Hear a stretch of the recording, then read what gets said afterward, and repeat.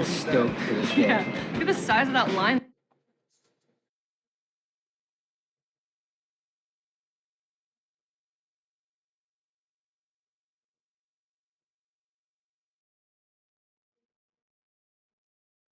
It's a lot more easier to try if we go to YouTube, you know.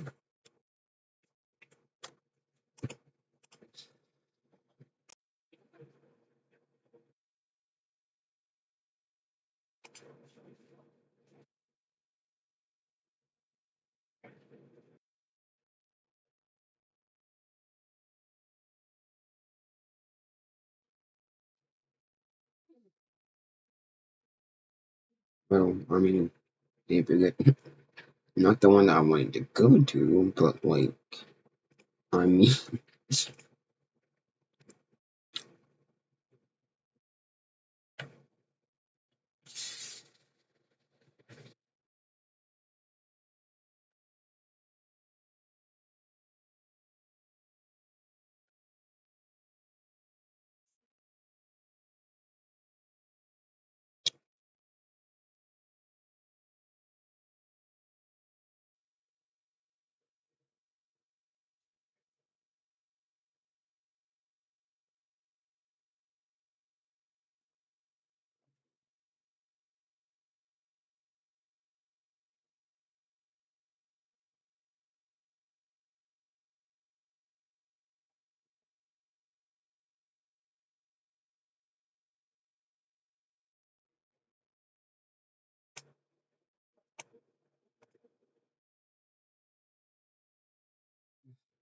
oh, let's kind of skip through it. Till it's like 33 seconds.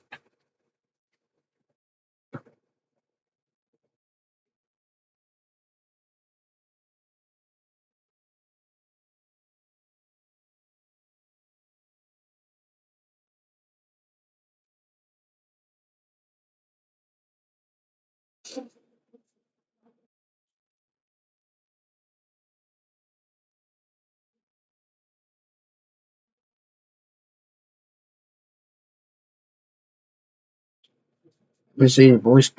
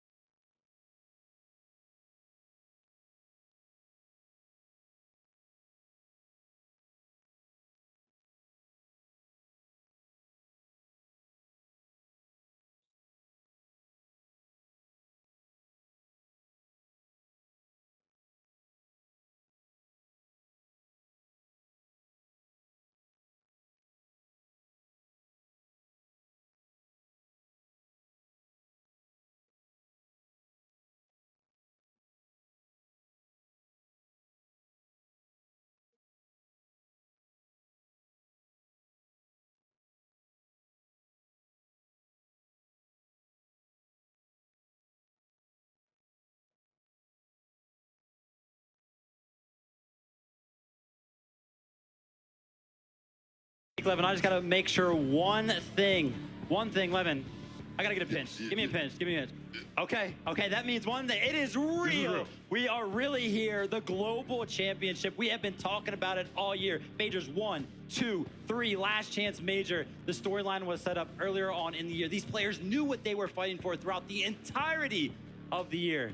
And the fact that we have finally arrived on the day gets me so excited. To think that all that hard work all throughout the year comes into this moment here, the pressure for them must be immense, right? But even here, I'm feeling it, right? The nerves, because we've seen all these different teams show off such high levels of skill, but to think it's only going to be one duo, one team that gets to walk away with that trophy. That's right. The fans want it. We want it.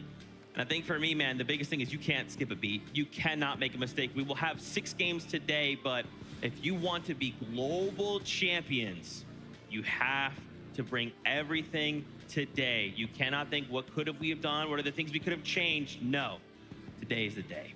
Yeah, 100%. I like the fact that you called out 6 games, right? Because we were asking our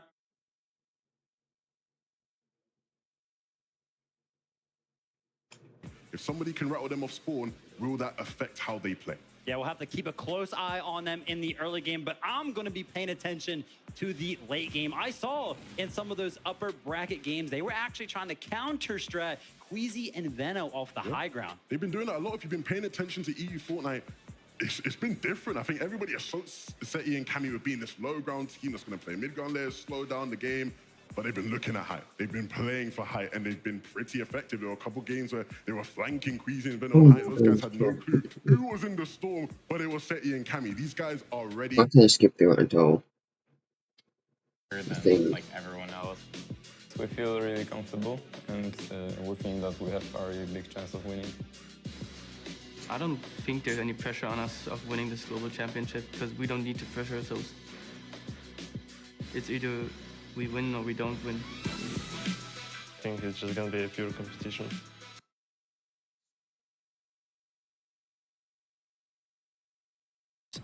In like an international land, so I can't. Like yesterday. So why on earth would you want to go back to racetrack today?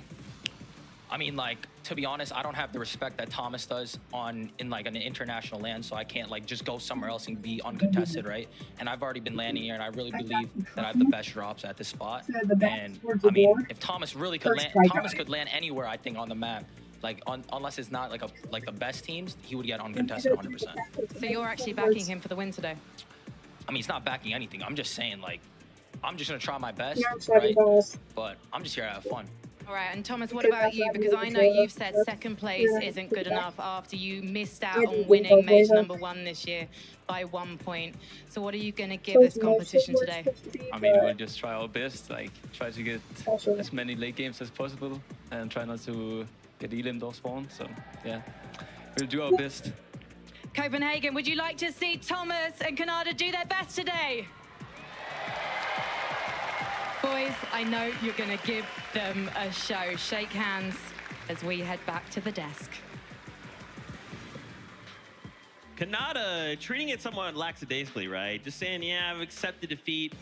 I don't buy that, Kanata. I feel like this is a misdirect. I'd like to hope it is. Unfortunately, I don't think it is. Because he's been saying this for a while. Like, I asked him the week like before the tournament, he was like, yeah, I think it's over really, Thomas. And I think for anybody who doesn't really understand, that just shows you how good Thomas is, because Kanada is one of the most confident and one of the best players in the world. And he thinks against Thomas it's over. So that just goes to show how good Thomas really is. I don't get it.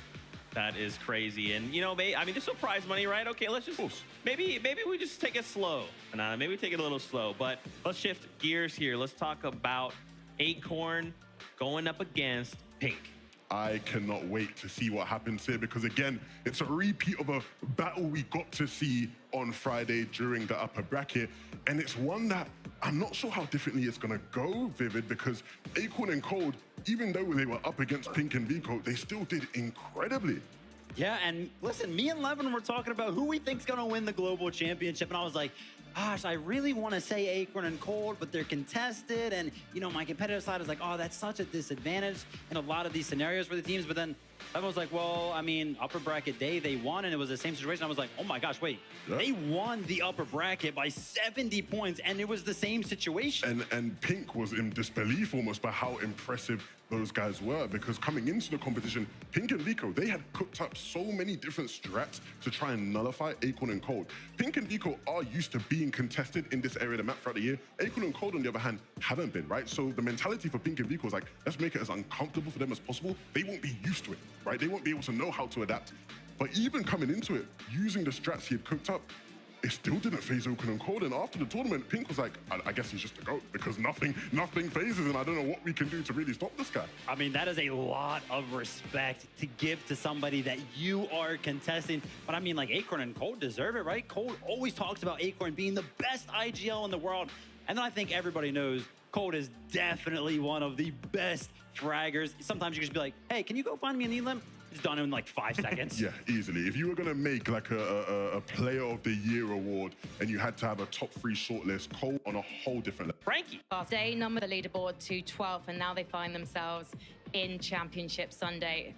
Pink, tell me about the momentum you found to take that victory royale yesterday. It all started with the kills of Spawn.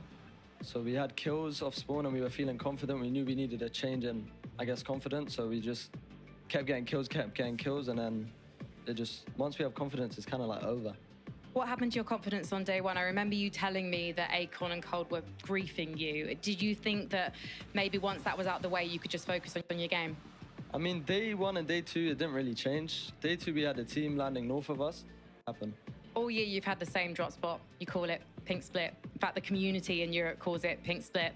Why do you think that teams are contesting you on it at the moment? I mean, it's just, they land there on NA, we land there on EU. It's just a LAN. Feel prepared for off-spawn battles today? Yeah. And do you feel ready for the victory? Because there may be some people out there who are underestimating you, given the results so far, but it looks like you're on an upwards trajectory. I mean, at the end of the day, it's 6 games. Anything can happen. If you have your day, you're $1 million richer. So I hope God's with me.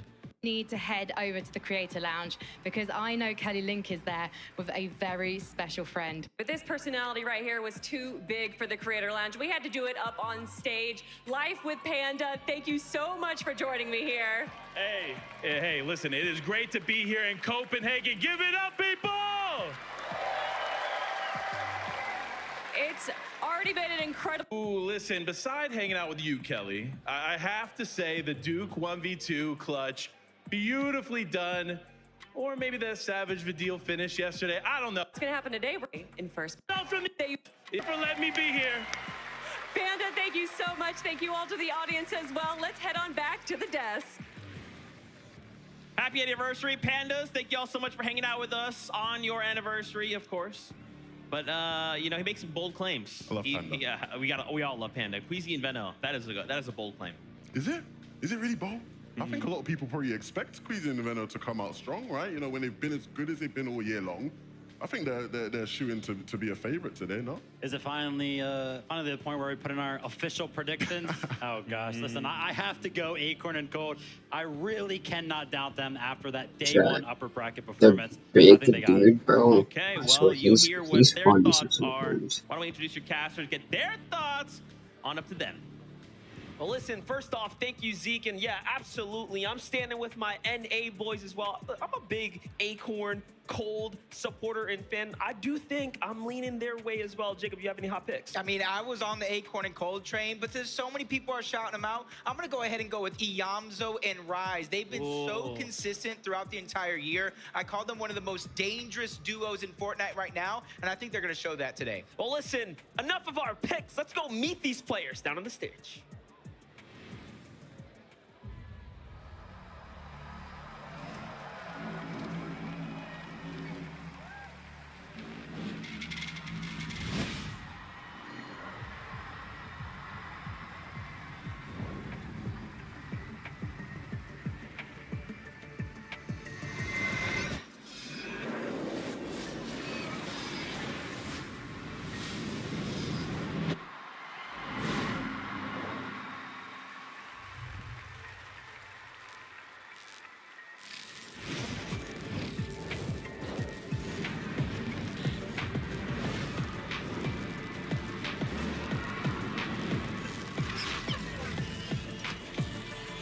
Oops. Oops.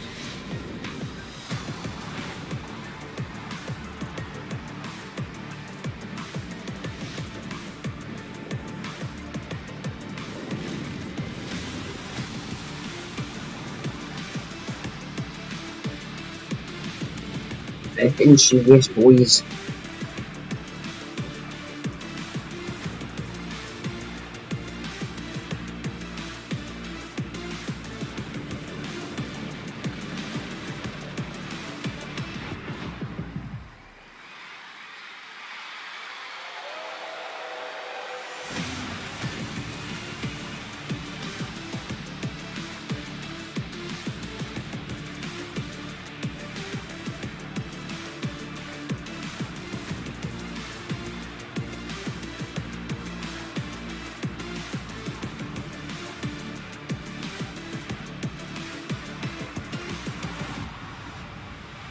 For the past year, hundreds of Fortnite duos have been competing for the chance to stand here on this stage in Copenhagen.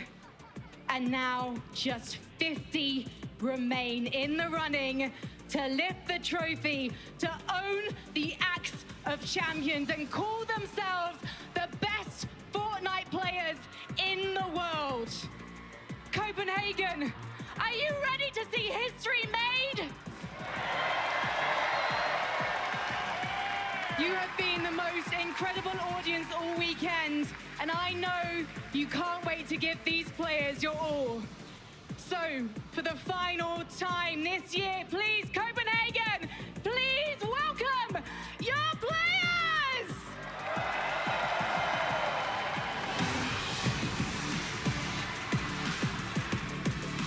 The mates, Stagey and Podesai are here. With help from their supporters, they are ready to take on the competition.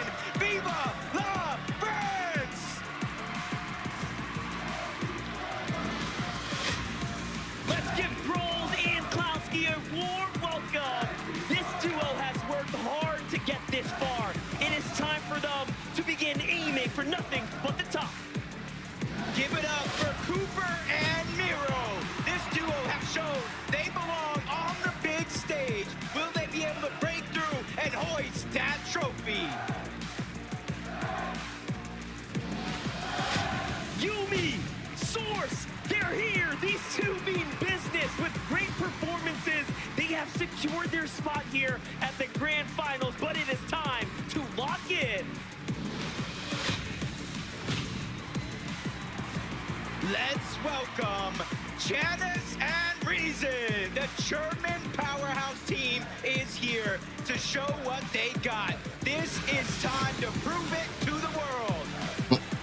I wonder who else is going to be attacking. Let's hear it for the Oh, I Brazilian think that's duo. in Monza The for a second. Garcero Because with like, a great performance at the lower bracket. They are ready to represent Brazil.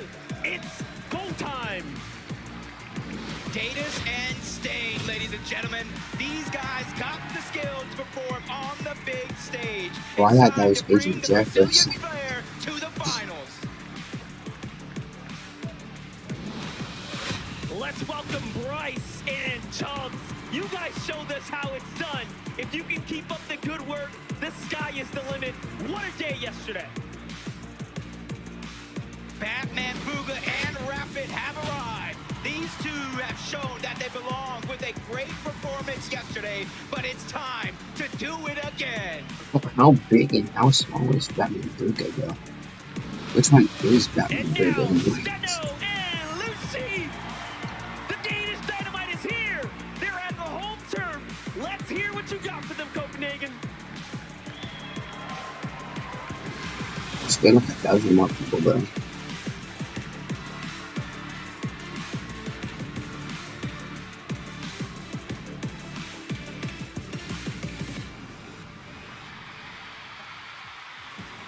That was just the first 10 duos we've seen compete here today.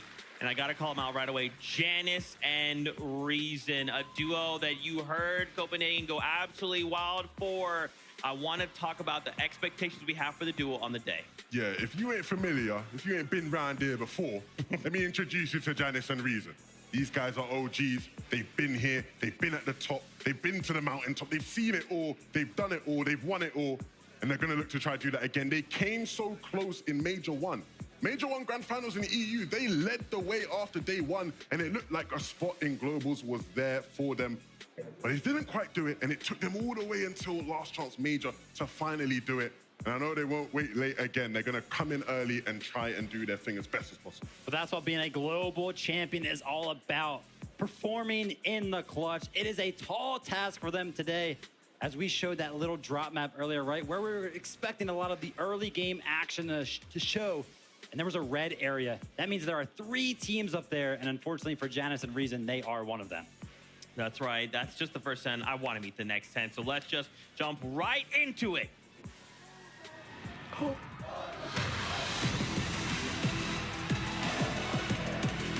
Give it up for Merstash and Tayson, one of the best duos to ever do it.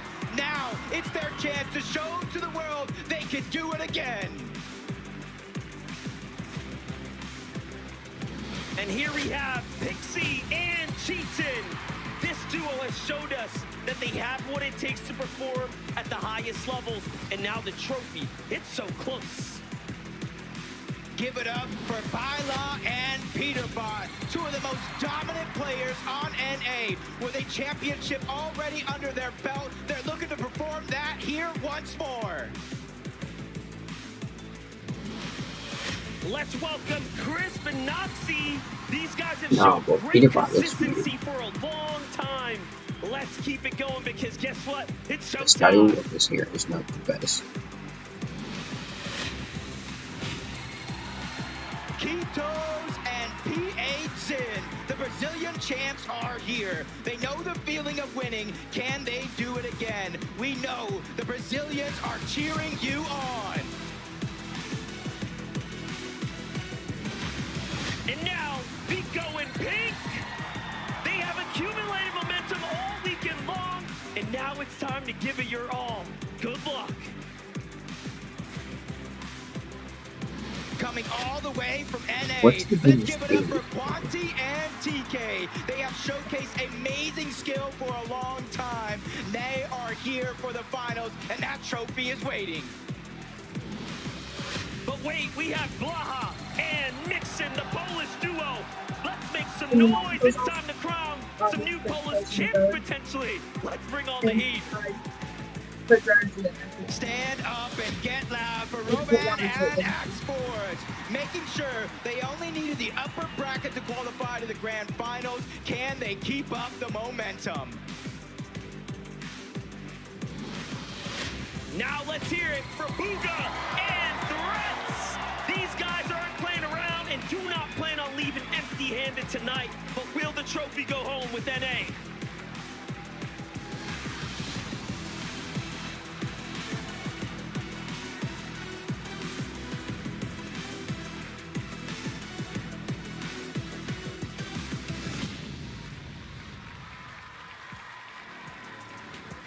With every 10, it's starting to get more real and real.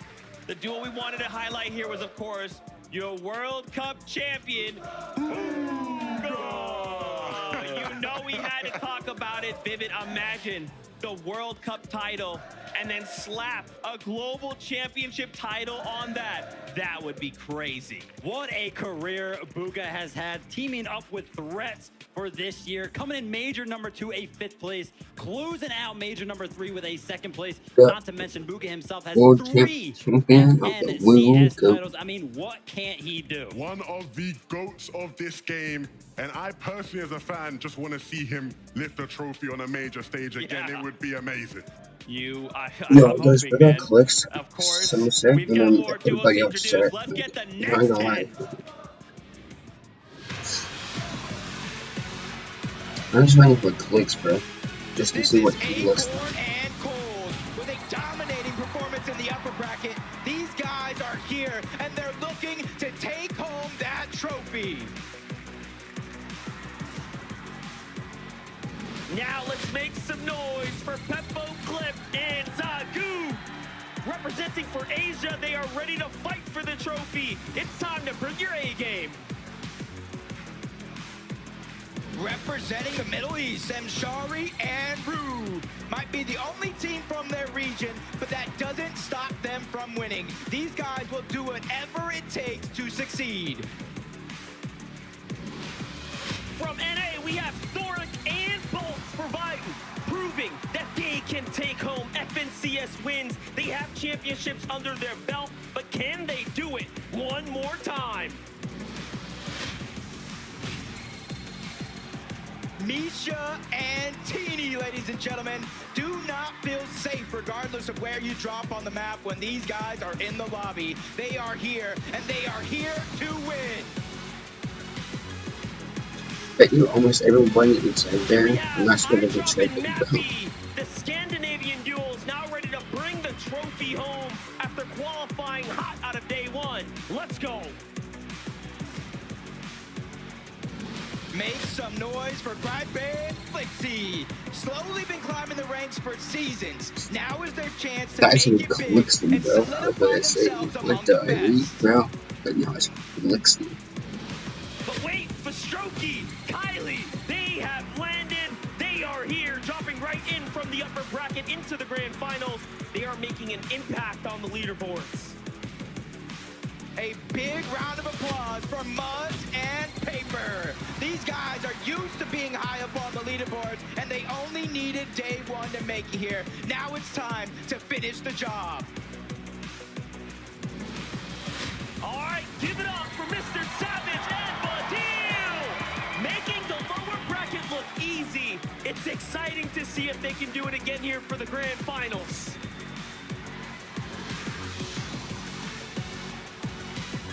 How many people is going to be there, bro? How many people is? How many people are there? Like, I feel like the Fortnite players, I'm more trying to say. One step closer to games beginning. Mr. Savage and Vadil, you know we got to talk about these guys. They ended first place after yesterday's lower bracket. First place from the last chance major. They have something to prove, and they're here to show it. Talk about clutching up when it matters. I mean, I've talked about it multiple times. It's just a duo that makes sense. They're so smart. Mr. Savage has so much experience, especially on the big stage.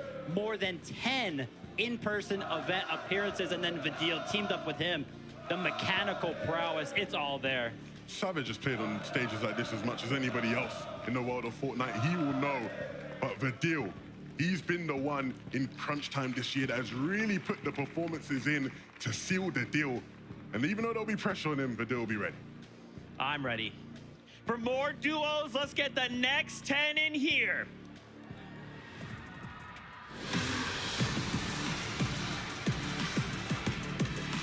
Let's get a big warm welcome for Yamso and Rise. Consistency is key here, and they proved it all Alright, year I will long. be right Now back. it's the time to finish what they started. Let's hear it now for Alex and Worthy. As the only OCE team in the lobby tonight, this is their chance, and the pressure is on to take home the LAN title. Please meet Trulex and Chicho. FNC experience and titles are plenty here. However, a LAN title is still to be secured. The opportunity is rare, but it's here. It's now. And this is Shari and Giras coming smoking hot out of day number one. Now they're focusing in on today. There's no time to waste. This is it for them. Make some noise for Bobby and Larpex. First Asian team to make it to the grand finals, but they are not done yet. The trophy is within their grasp.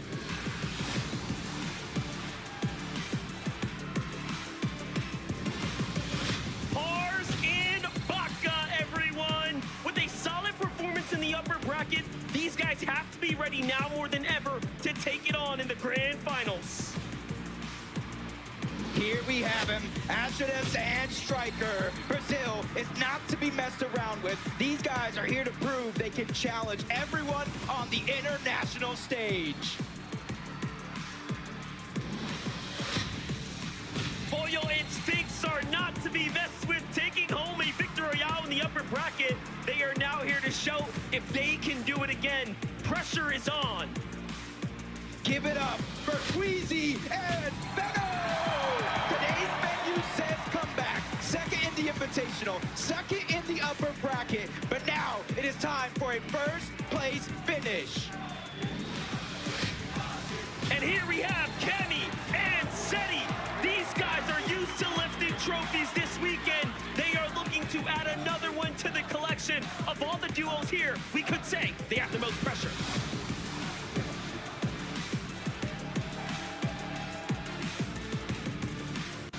Used to lifting trophies this weekend. Second in the upper bracket, but now it is time for a first place finish. And here we have Kenny and Seti. These guys are used to lifting trophies this weekend. They are looking to add another one to the collection. Of all the duos here, we could say they have the most pressure.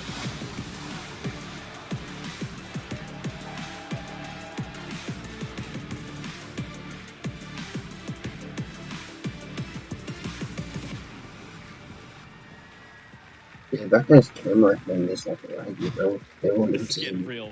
Every single wave, man. A duel we wanted to highlight here from OCE, Alex and Worthy Levin. We kind of have been talking about this every time we've seen them. Worthy, a phenomenal player. Then you pair him with someone like Alex, who OCE as a whole are just like, this is our guy. I can't wait to see how they perform. I am so excited about this duo, right? You know, it's rare we get to see some of the smaller regions step up the way they did in the upper bracket finals. 6th place is no shabby feat at all. And personally, when you look at their play styles, Alex, man, one of the most electrifying players there is in Fortnite. When he turns it on, when he decides he wants to get in a limb, he's getting in a limb. Top 25 in every single game on day number 1. Can they do it again and represent? That is huge. Sphinx, he gets both of those eliminations. Even though Pollo did go down, he has a chance to bring him back, but in the minimap, you already see 2 hungry teams looking at that direction. That's third-party opportunities. One of them is going to be Reet. The other one is going to be Rituals. All over the map, these teams are going to hear these fights, Monster, and they're going to try to third-party as fast as they can. They know Surge. It's hard to come by in lobbies just like this. This is the fastest we have seen 14 players go down of any game we've watched over this entire weekend. Who would have thought this would be the most explosive time? Let's go take a look at some eliminations here. PH Jin took on Axe Force and Robot from down low. The angles were so good, and this is how they converted. Been a little game of hide and seek with Roban. Axe Force trying to do the same thing, but he's just getting spotted out from all angles. PHN looking like a Christmas tree ornament at the top, and he definitely uncovered his presence, and that's 8 points. This eye drop, but hold up, hold that thought. We have Podesai, we have Snazy already finding an elimination here. They're just gonna hold on to the down body, and we already know what they wanna do. They wanna keep this body up and healthy to try to farm as much Surge as possible. That's the way you play it. MA Podesai, MA Snazy have worked so hard to get here. We saw the difficult hurdle that they have to overcome just to get here. Eevee, Cat.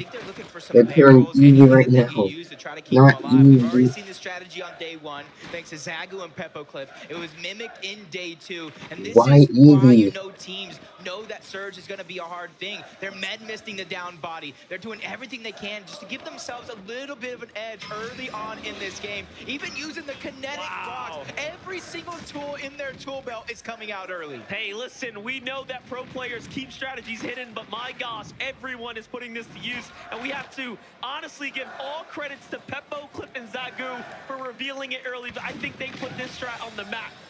Yeah. He's here. The French go very loud in the building. They like that strategy as well. And this is a fight I feel like we haven't talked too much about. Peterbot and Byla versus Booga and Threads over towards Sanguine Sweets. In theory, it's so big, you can split this drop. There is a ton of loot, almost 100 chests, maybe a little bit fewer than that, but that allows for both of these teams to play the way that they want. One of them has already captured that vault. It's got to be Peterbot and Byla. So Booga and Threads, instead of contesting it, they're just trying to farm up. They're just trying to get their loadout set and ready so they can make their first rotation when the zone begins to pull. Let's not forget, Peterbot did used to play with Booga as well, you know, so there is some history there as they're going head-to-head, but Kaizen, Clement right now looking pretty solid here, just trying to get their rotation down. Pack team right on I their want to know heels. what Meanwhile, happened Teeny to potentially Booger up against and Thoric Threats. out there in the feed. We get to jump on over to Sentin and Polarize versus the youngins here. You, Fanyajin, you know Moneymaker's what by channel? himself. We'll go What that can he and do look here? that up. Yeah, it was in Game 5 where Moneymaker and F9 were able to qualify for this stage itself. Sentin and Polarize did it by brute forcing their way through with already one knock. It's a 2v1 situation. They're just trying to regain as much real estate as possible. All those pieces are theirs, and Moneymaker's doing what he can to bob and weave in and out of these covers, but his back is up against the wall. He's getting trapped little by little. The first elimination is going to be cleaned up, and they finally get the second. Moneymaker goes down. Polarize and Sentin make a statement at their drop. Explosive, quick, easy, and trapped, put down. Well played for Sentin and Polarize there. They're going to be happy about that. Threats lingering everywhere, though. How is this still happening? There are more fights happening. It's Muzz and Paper. This time, onto the Brazilian duo. Muzz, a duo region champion from both OCE and NA, teaming up with Paper. Paper's probably a very, very aggressive player. He knows how to play smart as well, just a full-on balanced play style. They switched up their drop spot from Breakwater Bay. They wanted to be uncontested, but quickly find themselves in yet another fight. But you see all these teams in the minimap, they're converging on their location because they want to try to get that free surge of what they think it is. No one wants to fall behind, but now we get to look at Teeny and Misha jumping inside. This is how Thoric was taken down there. Thoric and Bolts have a difficult task in front of them now that they have Misha and Teeny. And that's the first time we've actually seen them find Why early would they do success. that They were to contested Evie? in those other brackets. What that did we saw Evie throughout do the to you weekend. guys? Yeah, in upper bracket 1, they went ahead towards the north side of the map. They tried to go against Baka and Pars. They got pushed off, then they went into their bag of tricks. I'm They glad did that exactly what they 1% did to was using qualify up until Evie. this point, See, and those what tricks happened to Evie? What did Evie do, bro? will continue. And how long has Not it been, Evie. Monster? A couple of minutes already, and they're still farming that surge onto Striker. These guys are setting the bar high when it comes to Storm Surge. There's going to be very few teams that will be able to keep up with them if they keep at this pace. Yeah, they're trying to get themselves well and far ahead of the So I competition. felt It's bad an for that excellent guy. strategy. And it's hard to replicate. You have to put yourself in that position. Notice how far they had to rotate just to get there as well. So positioning for that, setting up for that is no easy feat. You have to respect it, but this is high-level Fortnite. Here we go, though. Burst Dash, Tayson. Big fight here. Chicho and Trulex on the other side of the Slappy Shores. Already gonna need a move here shortly, but Metal gotta cap out first. Yeah, and this was another drop, or at least the south side of Slappy that was contested. Trulex and Chicho versus Quanti and TK. Either Quanti and TK rotated out fast, or they got dropped off very, very quickly by Trulex and Chicho. Find out about that later, but Acorn and Cold, probably one of the most dominating performance in the upper bracket. In the international stage, for all that matter, they're looking to try to continue that run, but right out of the gates, we knew they were contested by both Pink and Vico, and it looks like both of these teams might have decided to split the drop. It's only game 1 of 6, so that could change very, very quickly, but they're trying to feel this lobby out. It's a much different set of players than they faced in that upper bracket. Extremely proud of what Team Oh, Dignitas this and is supposed Agent to be a have thing been that was able to put supposed to together be. with their rosters. The performances are amazing, and again, grand finals, of course, is what matters most. We'll see where everyone ends up, but Flixie, Gripey here seem to have been getting into a little bit of a hustle, a little bit of a fight here against our favorite Mr. Savage and Vadil. Vadil is one of the most dangerous when it comes down to toe-to-toe battles and defending in situations like this, but there's nothing you can do against two of the best. Flixie, Gripey, they closed it out. Yeah, and they've been battling it out almost all year long, from major qualifiers to major grand finals. Flixie and Gripey, you know what? I think they're a little underrated at this point. I think everybody who qualified for this lobby is dangerous. They need to be able to come out on top in a lot of these exchanges, and you cannot overrate any of your opponents at any stage of this game. There's two regions I wouldn't want to go toe-to-toe in an early box fight with. It's anyone from the previous NA West, now of course NA, but also EU players, and unfortunately that's exactly who were the ones asking those questions. Pixie and Cheatin, however, though, are gonna fend off several pair of EU ones themselves. This is match 1 of the grand finals. Things are already heating up. 81 players remaining in the lobby, and Pixie gets punished. That's a huge amount of damage, both of them getting dropped down low. Luckily for them, they do have the med miss at the very minimum, so they can get themselves up to tip-top shape. Mixon and Baja are the ones dealing a lot of that damage. They have the early game high ground, and they're willing to stay in Storm a little bit, even though they don't have any HP heals, because they realize how hard it is for Surge. You can find bandages, you can find berries, you can find a leftover med kit, but it's that Storm Surge that you're not going to be able to find for free. They're very behind on material, so we'll see if they can bounce back. Duke and Edgy, what a performance we saw. Arguably stealing away a moment of the weekend. The clutch from them, honestly solidifying their position, their placement here amongst the best. What are they going to be capable of here this weekend? Duke. That clutch was just absolutely insane, and how hyped, how supportive Edgy was as well. Just shows the chemistry he's the one that between won these two and why they are the NAFFCS champions, why they are FNCS, playing in the lobby just like this. A lot of the players here know how to win in their region. It's the international stage that takes just a little bit more effort. Kaizen and Clement, quickly trying to rotate. They're one of the teams. They just don't want to get stuck too far out in the zone. And I think if any of these 2 days have shown you anything, you don't want to get stuck behind the rest of the lobby when they're trying to hold you out. It forces you to waste your heals. It forces you to waste all of your resources just to make it into the zone very, very early on. Super proud of Worthy and Alex again, representing My from little OCE, blog the guy only always team and duo from the OCE region to make it to the finals stage here, and they already have the elimination. Something to be extremely proud of. They're on the move here. Gonna get dead center zone 3 right now.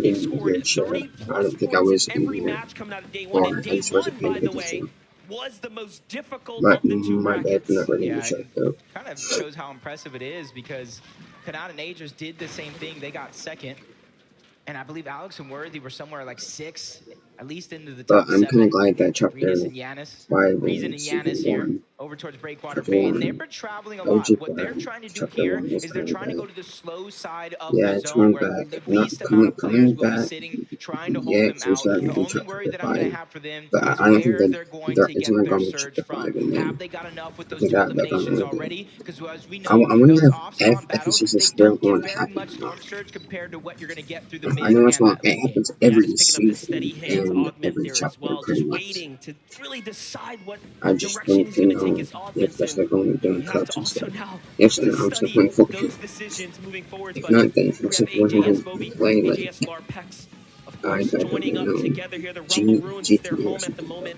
They They're just looking they around for should be surge like tags, a nothing yet. NA competitive options in the distance. GTA EU franchise. options here on the mountain. Like Vask. What's it going to be?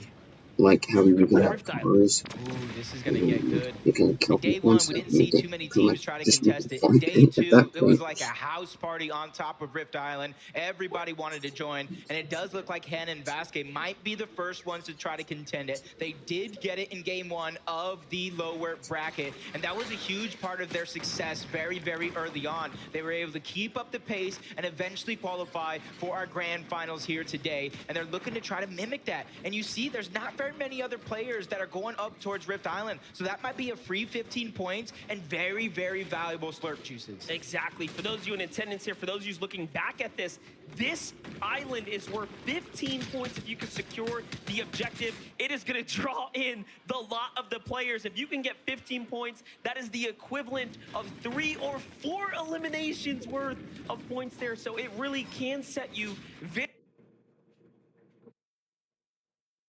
Chat. We are going to be getting into Fortnite and playing.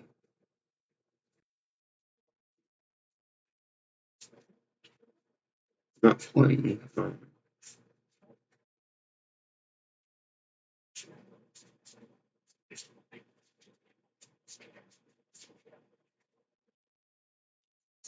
We are playing. Like, we're going to be playing Legends Landing. Now, I know we won't be able to watch anything, so we're probably not going to go inside there. But yeah, I was just supposed to go live like hours ago, and then I just got busy out of nowhere. And I helped my uncle had to help my mom do bills, had to help my mom do all of that stuff. And my uncle did have some stuff for me to help him with too. You want to Fortnite?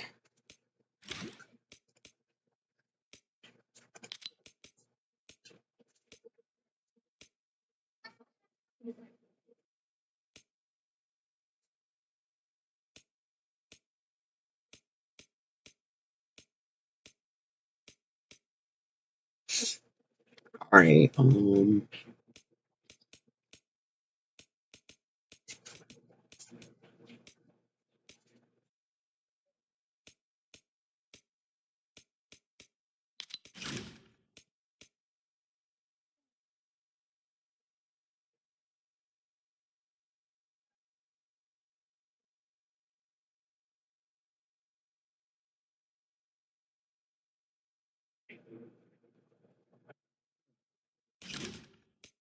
how many people are in Legends like right now?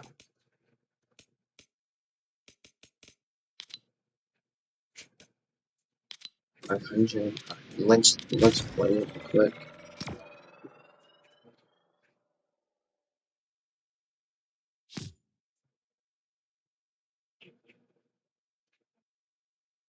Text one of my good friends real quick.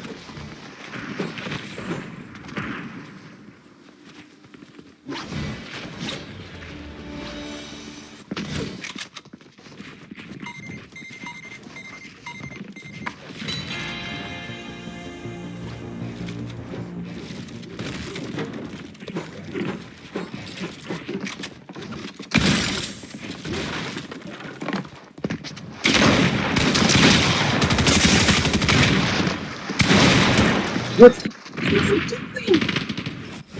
What am I doing? What am I doing? What am I doing? Dude, really?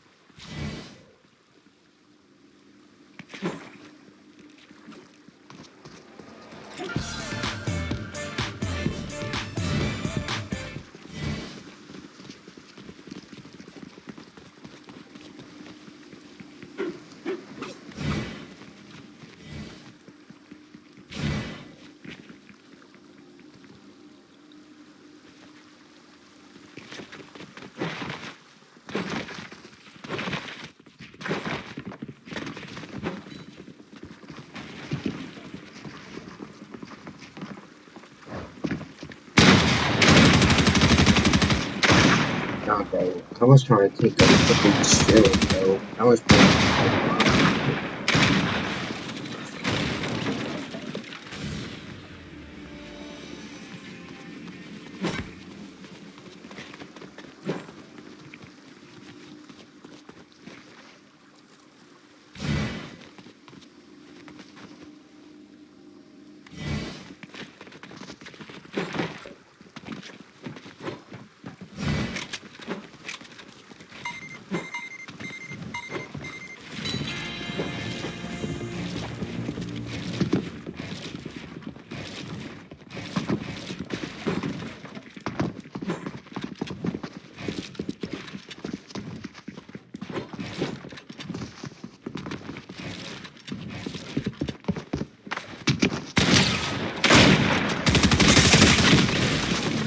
Am I a bot? Am I a bot? My edits are perfect until I get to a kid and he sprays me. Go. Come on.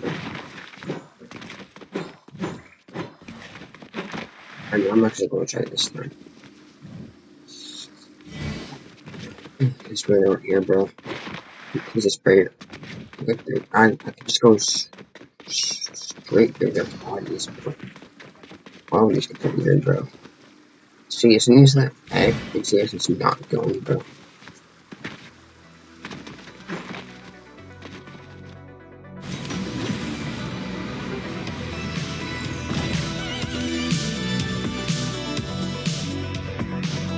really looking, bro. Looking all people forward. We don't have one FPCS wallpaper thing. Maybe 2 or 3. I have no idea. Well, I mean, we do have one. Well, no, we have 2, but let's put the FPCS together. We don't have 1.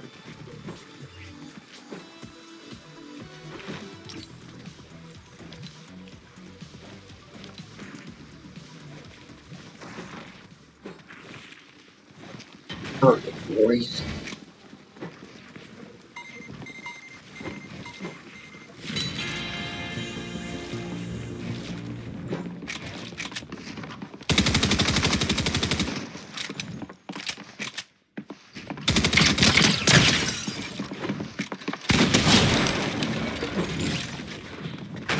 Not a single any other person that could do that to, bro, but this is a new.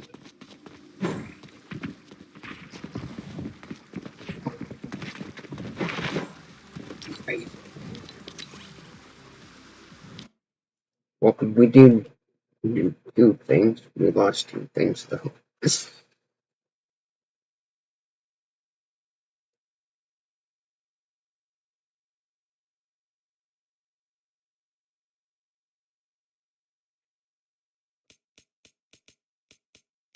Alright.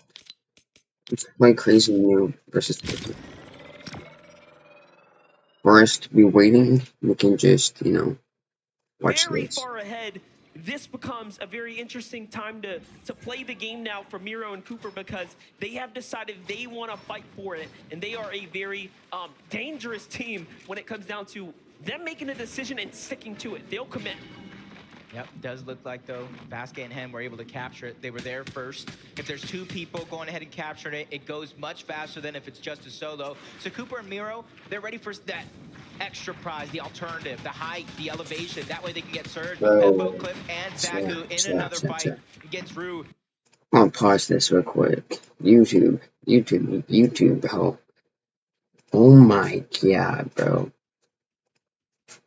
Nah. Bro, chat. One watching. Over 57 people are watching him, bro. Come on now, you gotta step up our game. I mean, kind of wise, like, he does have, like, like, over, how many? 1.2k subscribers, bro.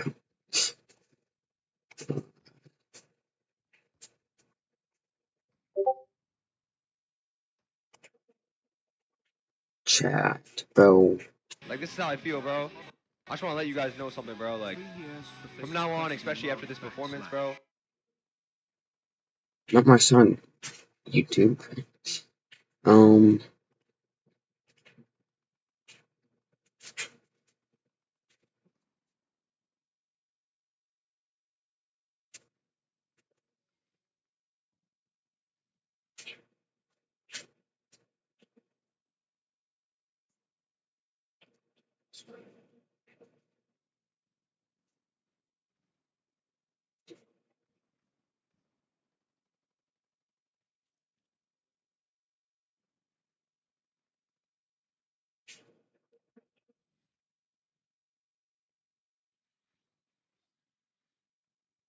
Hold up, chat.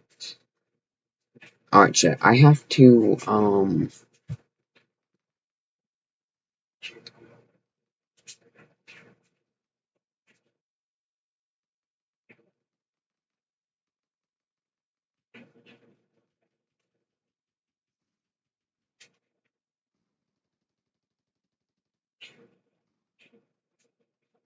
are they, like, outside or something? Like, why are they wearing so many layers of things? I mean, I can't say anything because I'm wearing a green sweatshirt with, like, 1,000 things in right now.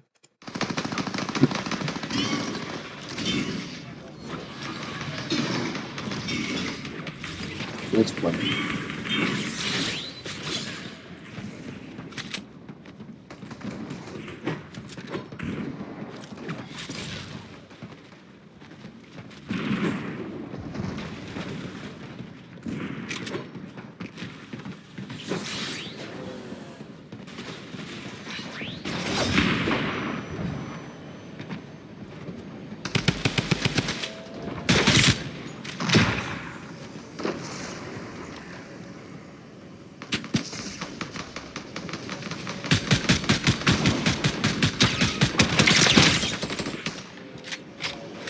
Man, that really hurt me, you know?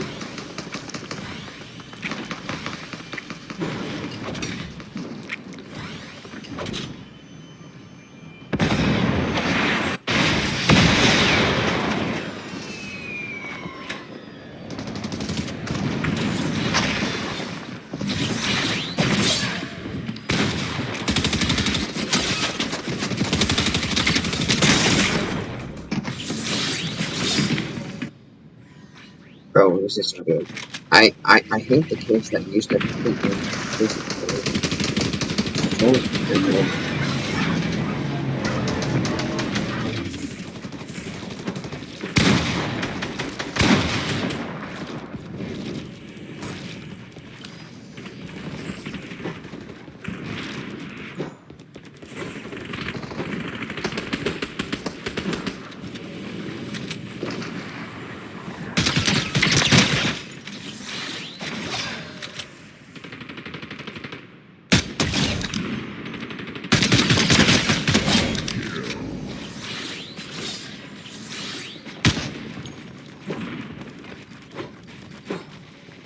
Alright, now it's in this stuff.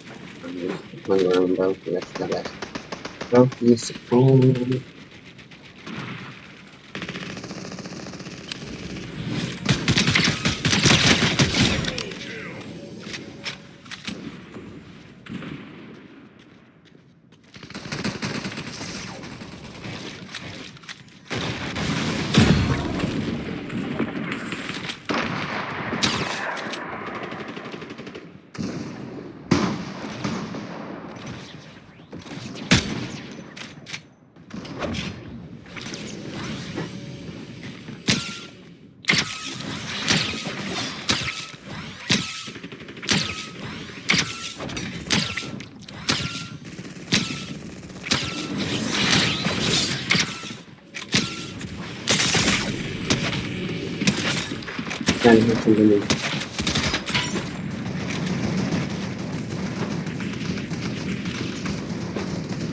I'm in the worst spot, bro. I'm in the worst spot right now.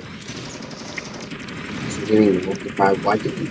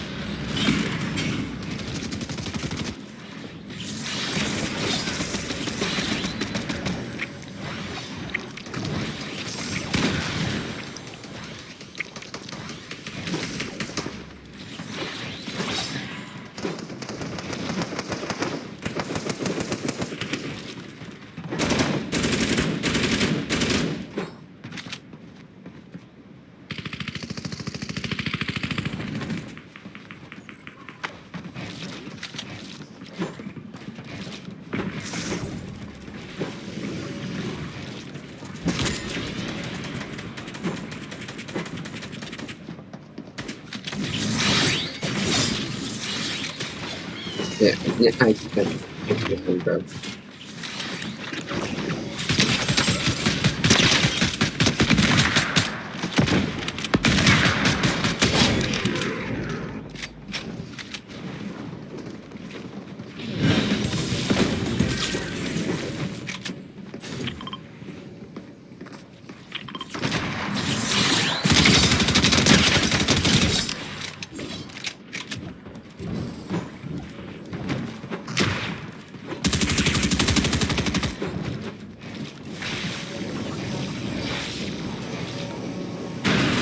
Why did I so heavy, bro? That dinner I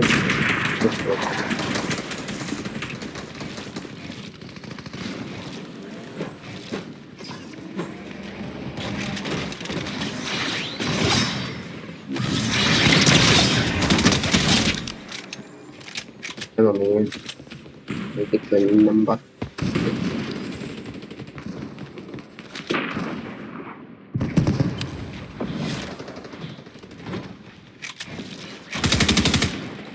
What the?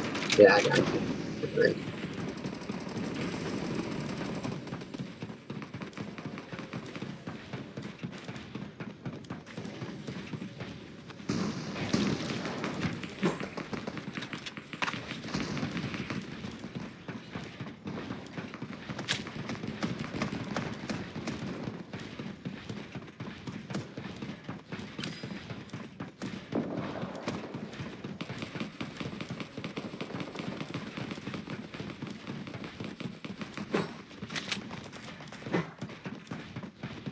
Luckily, have reached my pilot demon.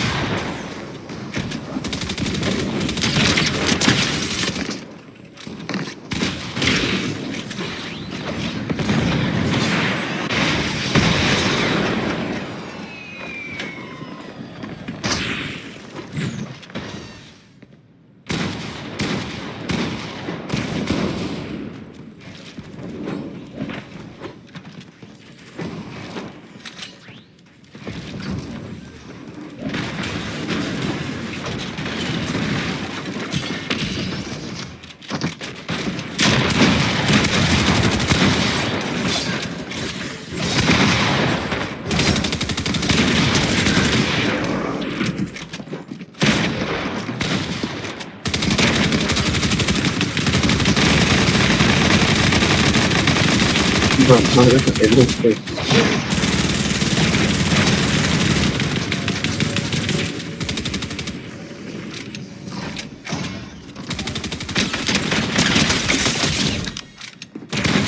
Okay, I'm gonna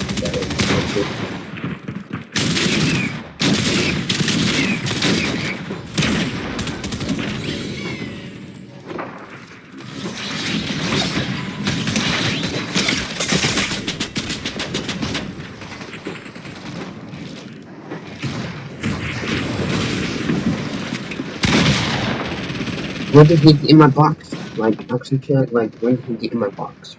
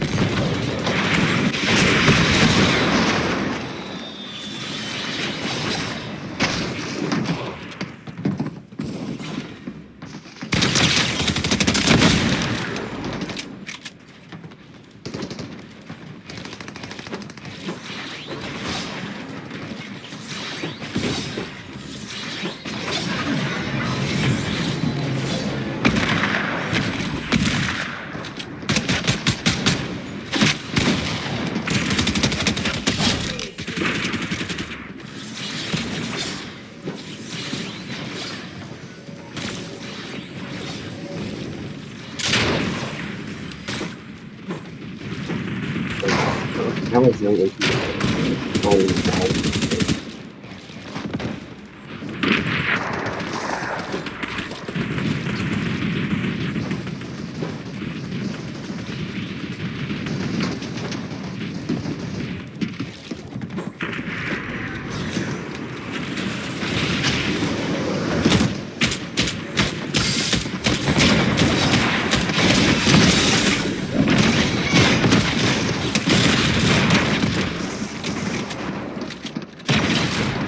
okay, but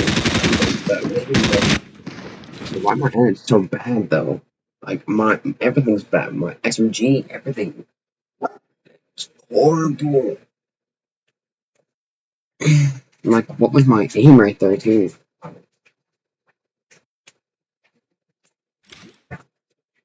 Anyways, yeah, I think Clux is done playing Fortnite now.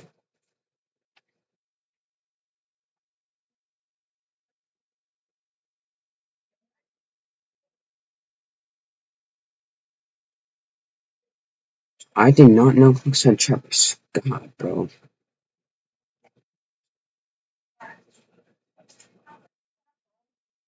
And Mshari over on the other side, just battling for those pieces. Yeah, I'm gonna Mshari just sitting get with high really up quick, on so that I mountain. will He's not finally really worried about his get teammate. his He chat. trusts him to play safe, and that's a massive amount of trust But in a lobby I just will like be this. right I back. can't believe it. I can't believe he didn't go down there to try to support. He says, hey, man, you have this. Defense comes out of Root, plays very well. And now they're above this surge as Mshari is finding tags here in the process, too. Meanwhile, Zagu Peppo, 475 damage above the surge. They are in an excellent position right now. They shouldn't have to move any much further. Yep, in the feed, though, I did see Kanata go down. I saw Mishi go down. Ooh, here. Yeah. And that's the battle that they were having. You see Agers is solo against Teeny over on the other side. Steno and Lushi might possibly be looking to take advantage of this opportunity, but that's Acorn and Cole down their sights. They know 23 above the damage threshold. It's enough to not have to worry about Storm Surge actually doing damage, but it's not enough for comfortability. So they're on the hunt for even more, but they're just on the receiving end of so many other players trying to put their hand in the cookie jar. One of those duos is Acorn and Cold. Agers here, of course, trying to extract revenge now as Kanata was taken out. He still finds himself very comfortably in the safe zone here, so he'll be all right. Even has some extra heals, of course, remaining. It's going to be pretty tough to play this one out. Yes, they have 2 elims. We have to see how Teeny turned that fight around. You have to wonder what went wrong. Kanata caught out, looking for tags and low on HP. Teeny and Misha waste no time finding that one. Immediately, and they are well above the damage threshold as well, giving themselves a good and early start. But Queasy and Veno, they know how to play almost every facet of the game, early, mid, and late. They made some quick rotations over towards Kenjutsu Crossing, and they're probably one of the most deep teams that land on that side of the map. They're over towards Shattered Slabs now, 193 above the damage threshold, and you can see that they're not necessarily going over towards Rift Island because they know in these next couple of zones, it's going to pull away from Rift Island. So they don't want to get too close, then have to rotate far if it does pull max. You know what? We haven't seen a zone like this. Hard west, full west, right? Really giving teams on this side an opportunity to have the advantage and start off strong. Momentum is everything. And sometimes all it takes is securing that first game. Teeny goes for the save in the zone here. So Misha will potentially be picked up. Possibly we'll be able to situate and get back into this, but I'm not crossing my fingers here. It's a very difficult thing to bounce back when you start off with nothing. Yeah, and they're just outside of that Rift Island position where the majority of the lobby already is. So they're just gonna have to figure out what they're gonna do to rotate, because going straight in is gonna cause for some dangerous situations for them to try to survive. So they need to be looking for some heals, so that way they can go the long way around, find some safety, and just simply get into the zone. But Pink and Vico here, you can see the split. We talked about a contested drop, but they actually choose to go their separate ways. They're 225 above the damage threshold, and they're looking safe for now. They're trying to figure out what their rotation is gonna be. It is a pretty far rotation, but not too far from some of the other players here in this lobby. The first knock is gonna get cleaned up. Steno is there by himself. You can see they're not getting greedy. They're not just trying to bulldoze for it and try to grab that loot. They're just saying, hey, let's just grab the surge. That is gonna be enough, but they get a crest on momentarily. That was bold to try to make magic happen, but he goes out like a light. That's crazy. He tried to time that. and it just backfired completely as another team also started to look inwards, and they pick up a set of eliminations there. What a huge point swing for Pink and Vico there. Meanwhile, in the feed, Peterbot down, Booga down, Trulex. So many exchanges here to catch up on. And the landscape is changing right before our eyes. Even Pink in the feed getting Steno as well. Him and Lucy look like they probably went down. That was 3 straight eliminations on that side of the map. Yeah. Threats being a solo, though. I'm not really worried about Threats being a solo because he clutched up big for their qualification spot. He got a 2nd place. They had 9 eliminations as a duo. But now he has to do it with a Surge just hovering over his shoulders. A lot of players on the move right now. If you look at that right map, all of those arrows flying. Our teams trying to navigate their way to the new zone. You do have to be very cautious. Take a look, though. Rise tries to go in with a hero's play here. Finds Cold, but Acorn is there to back him up. But Rise slips out of there without getting taken down. So he finds Cold and gets right on out. Didn't even look at the outfit. Wow. Trying to plan an escape. And they just bulldoze their way right in. You can see why. Barely being 118 above the damage threshold. At that stage of the game, they were probably below. So they needed to go ahead and pad that stat. Now they have Cammy and Seti in their lines of sights. They don't have to move far. They got the half and half zone. So for them, it's just a sit and wait scenario that allows them to be consistent. But there's so many superstars around them. I already mentioned Cammy and Seti. Queasy and Vino are to their right. So this is a dangerous area of the map to be in. But I think it's a little bit more safer than all those players just to the north outside of zone. Yeah, looking pretty dicey right now for sure. But if you're Yam Zone Rise, you're pretty happy that there's not that much going on around you. They can kind of determine who they're going to battle next. Alex and Worthy also comfortably positioned at the safe zone here. Let's jump on over to Seti and Cammy. 2 eliminations so far from the start. Nothing else since then, but we haven't saw problems this time around with the Surge, so they are in a very, very sweet spot here right now. Also, just nestled so nicely here. And look, they can look down on players trying to come out the low ground. Yeah, so many big names are already out of this lobby, and we haven't even been given placement points just yet, so there's still so much work to do. You can't get behind that curve as Cammy and Seti feeling like they're comfortable in their position for now, waiting for all those players to try to rotate in. But MK, Papa, and Shalom looking like they might get a sneak attack onto Podesai and Snazy. They just need to be patient here. They go for the 3-2-1 onto the cover. No shots actually go through to Podesai. That gives them information of where they're located at. So they're going to about face and go a little bit of a different direction now. It's like Rapid lost his teammate, Batman Booga, as he's not nearby to the hands of him, Shari, not too long ago. Here's Papa. Here's Shalom, though. Still looking around, playing the bush. Very nicely done. Everyone else is nestled pretty far off, so we get to jump in with Vino and Queasy, see how they are doing. A little update, a single elimination, so not really turning online too far yet. As far as the overall heal situation, I'd say they're middling in the pack. Material count-wise, is it enough for them to play for high ground? I think yes, and they're probably thinking we should go for it. Yeah, they're probably just gathering all the information around the map for now. Figure out what's the best position, who's already on height, how do we chop them down and make it our own. We've seen that happen to start our tournament on Friday. They grabbed high ground, they looked down and never looked back as they took the game. They actually qualified off that game, 93 points when 91 was the threshold. They kept playing out because it's all about bragging rights, proving that they are the best, just like Iamzo and Rise. And they quickly move to the front side of the zone, so that way when it does begin to move, they secure their spot and they look back and try to hold anybody out and get eliminations. Well, they're here early, and now they can start to determine what they're going to do. Everyone's on the move here once again. Rocket Rams coming into full effect. Meanwhile, on high ground, Cammy, Seti trying to be the first to set up. The base is wide, the base is strong, and they get the first dibs already. There are other teams cranking up, though. They don't want to just give them all this elevation for free. And the fact that they're committing with Meadow does mean they will have a problem. Meanwhile, Acorn does fall, so Acorn and Cold now taken out of this game. Chicho left by himself to play this one out as a solo as well. Those were his last remaining builds. He's trying to do it by himself. He's trying to play patiently, waiting for anybody to run past him, not knowing that he's there. Try to hit a little bit of a peekaboo. And that's going to be a massive refresh because not only is it hoping it gets the Siphon mad, to get the Siphon itself to get his heals up, and that's going to be big. Duke by himself, though, on the other side, which honestly, I don't have too much of a worry. We saw a 1v2 clutch from Duke yesterday. We know anything is possible here this weekend.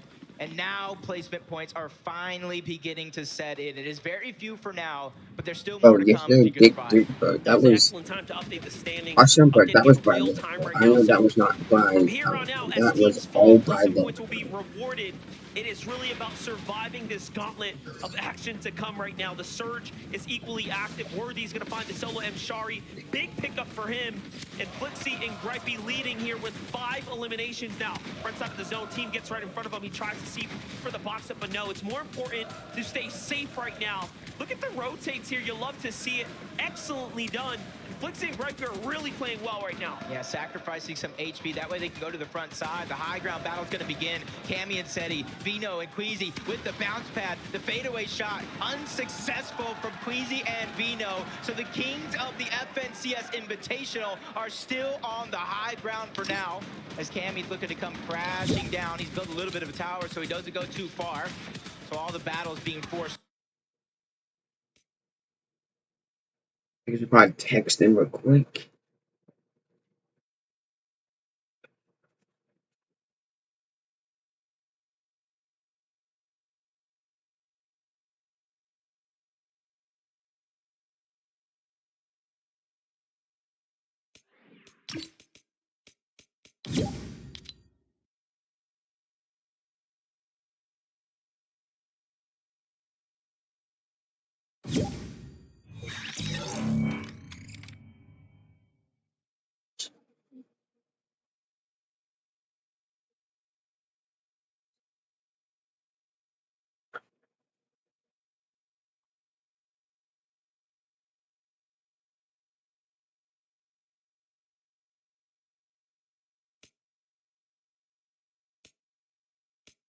Yo,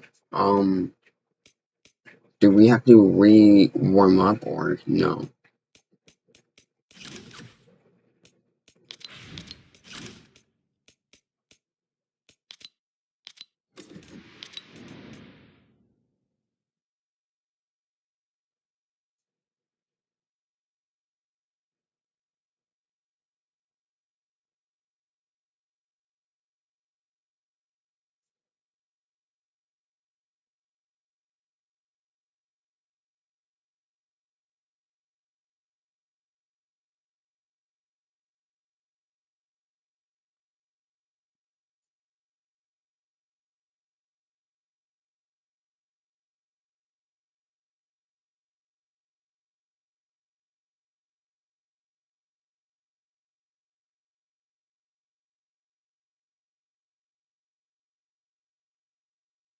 Did you make a new TikTok thing?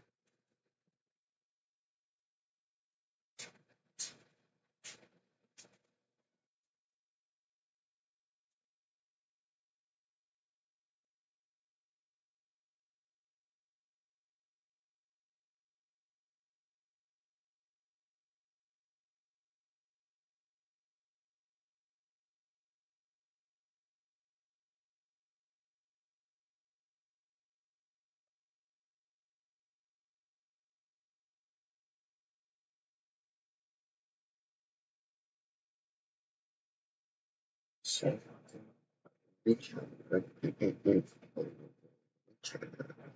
right.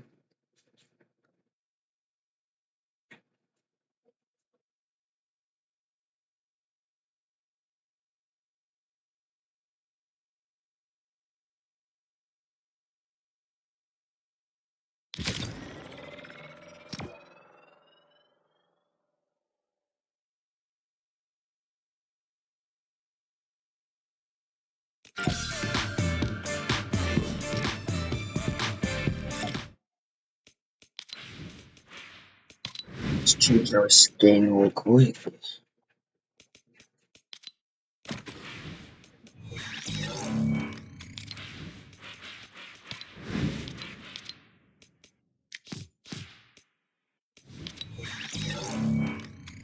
It's been message I wanted for, so you know, it'll work.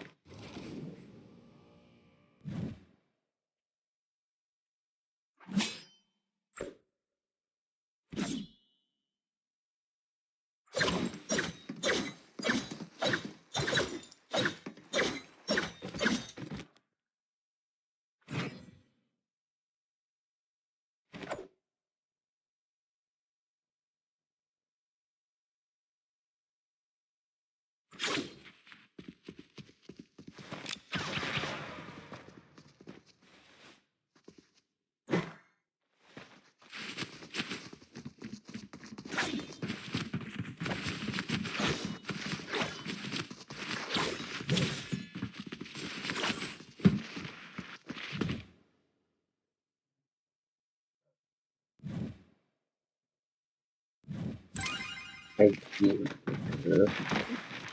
Oh.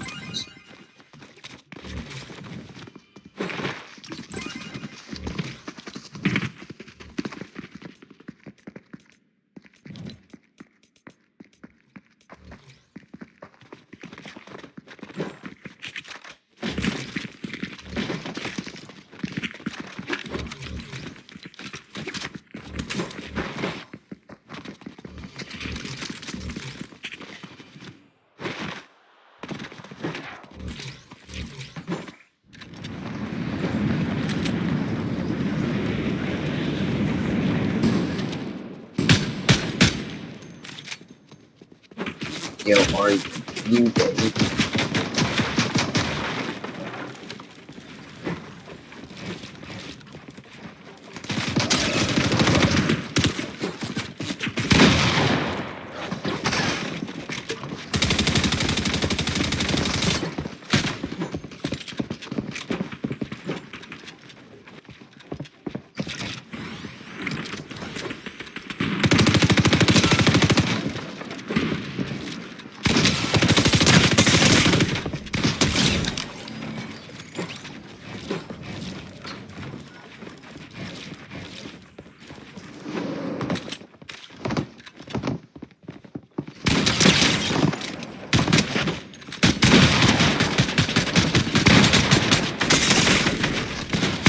There's no way I'd watch that. There's no way. I had nothing reloaded. So I have no other way to do that.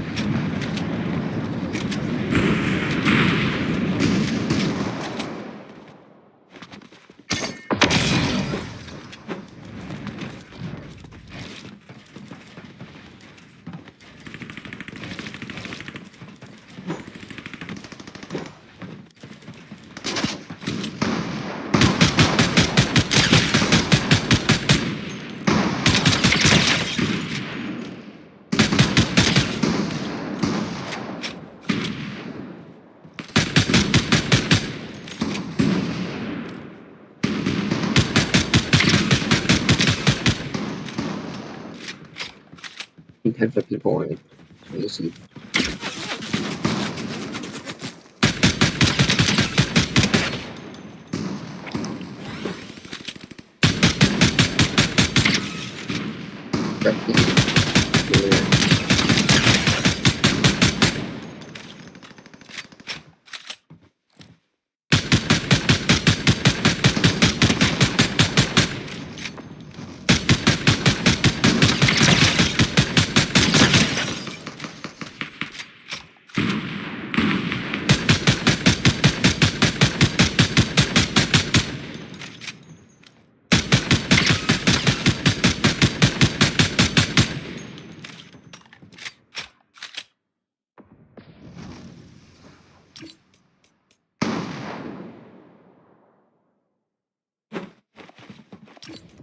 Yo, are you there?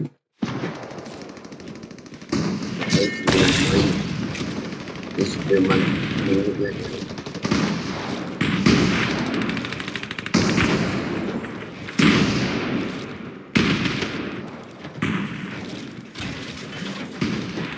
Bro, how did I just die to that kid? I missed like half of the shots. It was that SMG, like those spraying him down. Oh, I got I hit for 130 and then I sprayed him, but my two. What was his skin? What? What was his skin? He had a I forgot the skin's name. He had a doll. I'm finding him right now. So it's that guy. Toxic kid. So third place. Yeah. Third place could be. Yeah, he came out of nowhere. I don't understand. Why do people spray with the...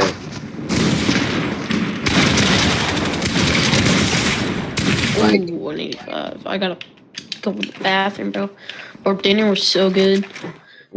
What did you have? We went to a Mexican restaurant. Mexican restaurants. Some of them are bad. Bro, get off of me, bro. I don't like to go there.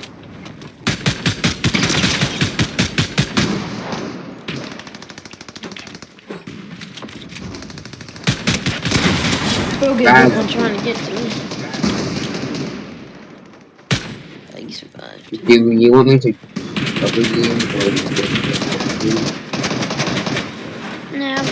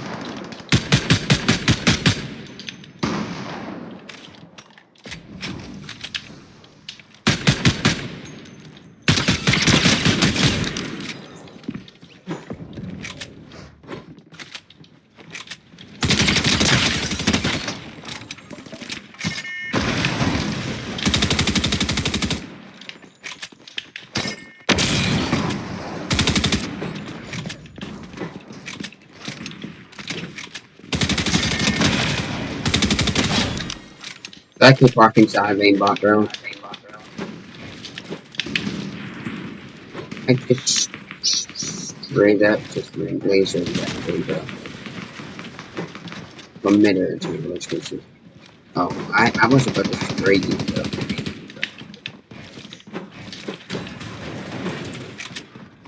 If you would have done that, I would have sprayed you back, bro. I would have killed you. Oh, you have aura since when?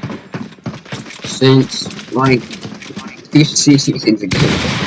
I just don't play that a lot because, I don't know, I just don't think it's that sweaty and anything after that beat. Where's Big Worth at?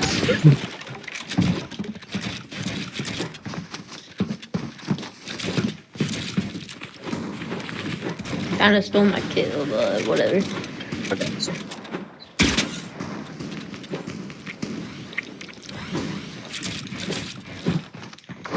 So after this, do we just have to get to the range? Oh yeah, and the thing that I texted you yesterday about getting a kill first. I'm dead. I got you. You're him, bro. You're him.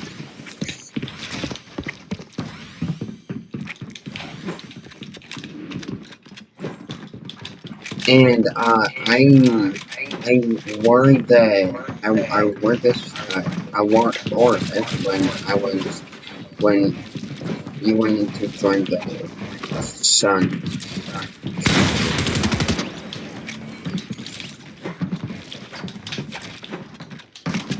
Well, the first time I wanted, like, when I think you were the third person that wanted to join, and now we have like over like 18 people. How many members? 18. But there are like 5 people that don't act like the game members. There's this guy named the God.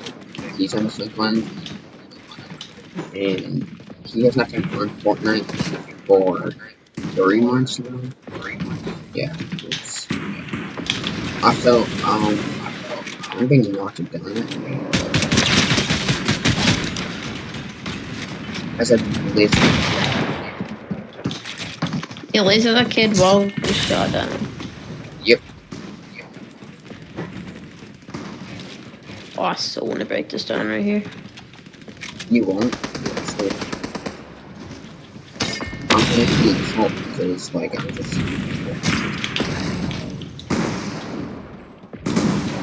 You think you're gonna need help, bro? I'm literally fighting second place right now.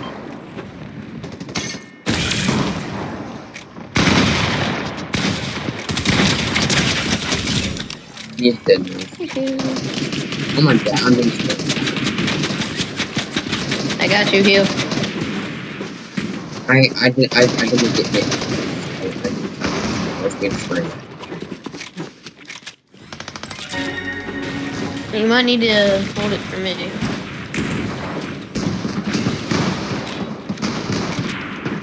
Oh, that's that one.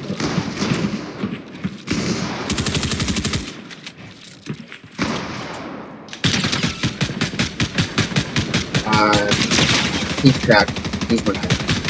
Yeah, I also kind of made him. I made him really one tap.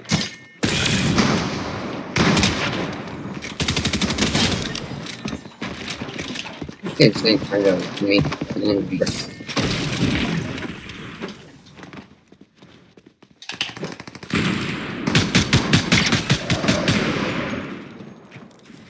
We got a problem. Oh.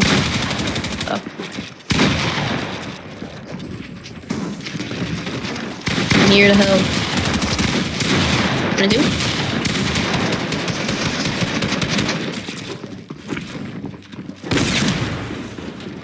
Got my own problems right now. Fucking.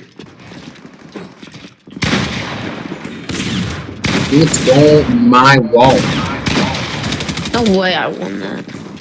I just got 1 point, bro. Are you serious? Are you serious? I don't know why, but I'm waiting until you give that back on to play ranks and stuff. But after that, I just didn't really get information. I was watching the FACS.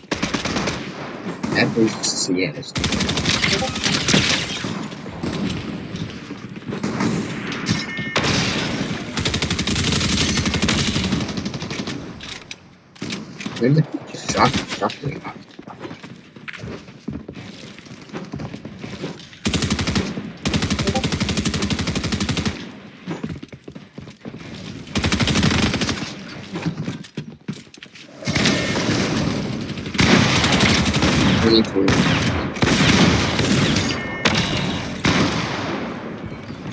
Did you die?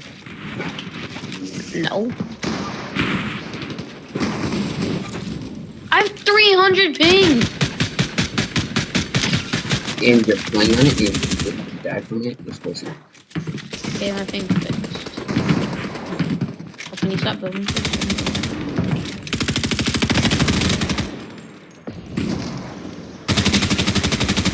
20 and 25.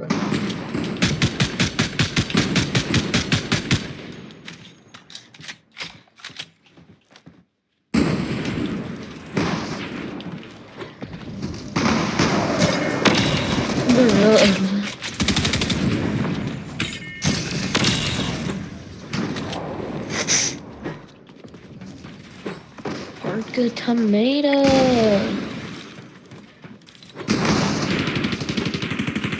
So, what kind of food did you have? That Mexican. I had a bean burrito. Bean burrito, bro.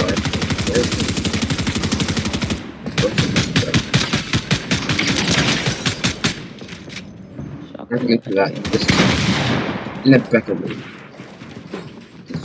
It's not okay. Ah, he healed in the shield. I can do anything. I need to hit a 1.5 to kill him. Okay, I got you over here. I'm being able to buy up some space.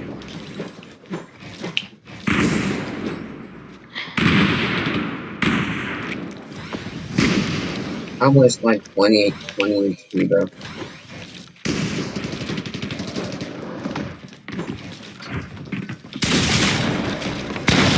Well, I'm good. Why the second place came? I'm just gonna stop showing that kid.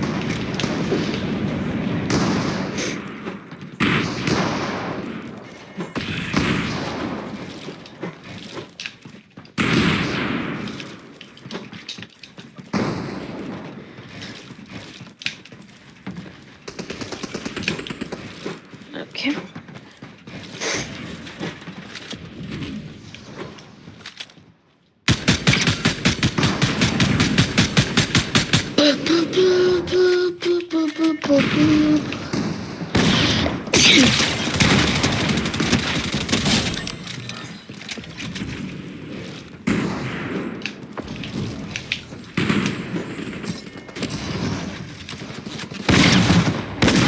We're getting pushed, I'll drop down.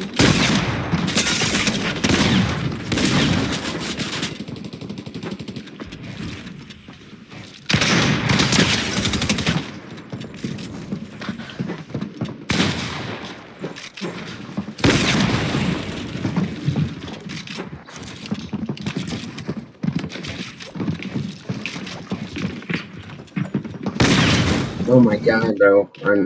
I'm being destroyed by like 6 different kids again, bro. I should have just dropped down.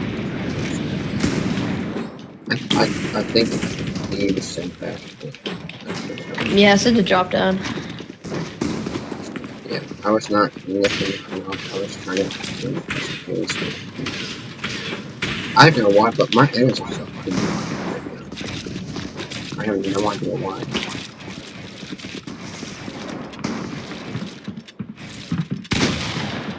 Rain shit.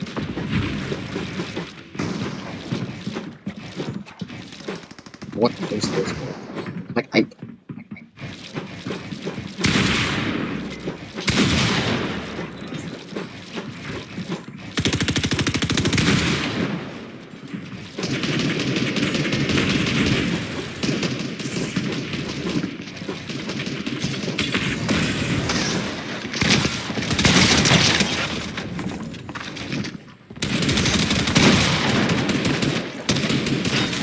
how does he hit that, bro? I was on the other side of this kid's spear and he just shoots and he's like,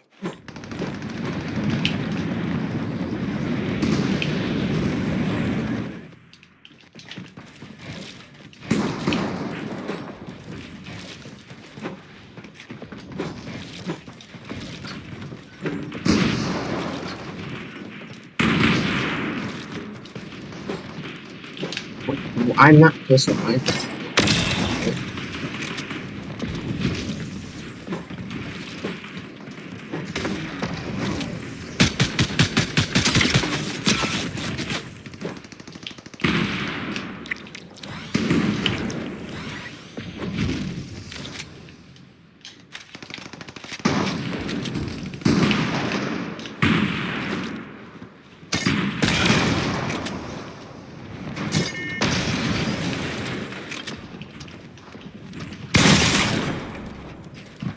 You can go after this kid, bro. This kid.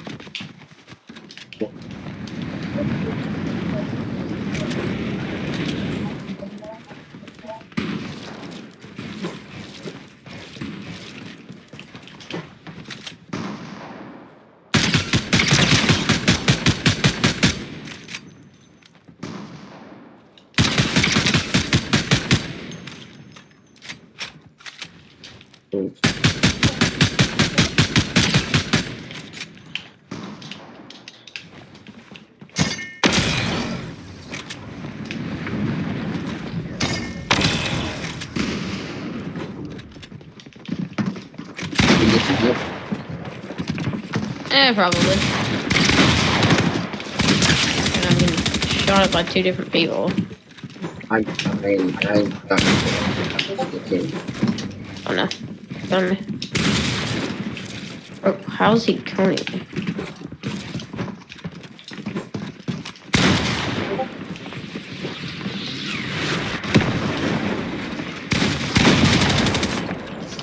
Oh.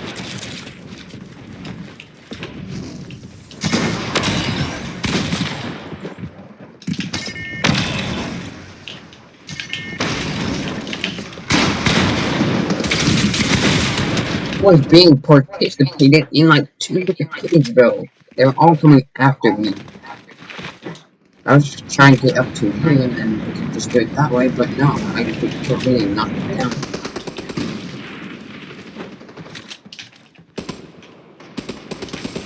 I couldn't even get my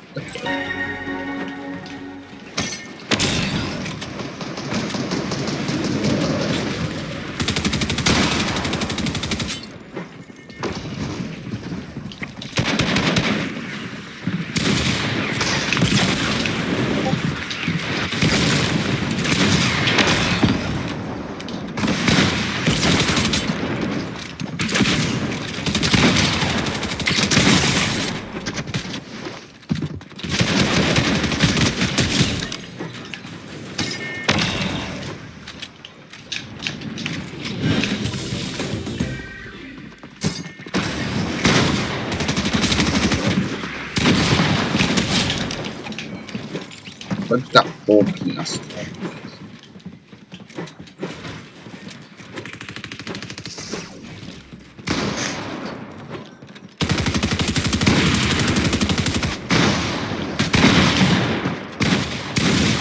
One of it.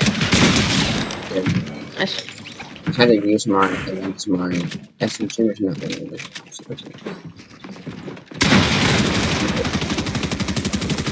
42. 44, I mean. Mega trap now. I'm going to this time. Heal? And I have no idea where you are.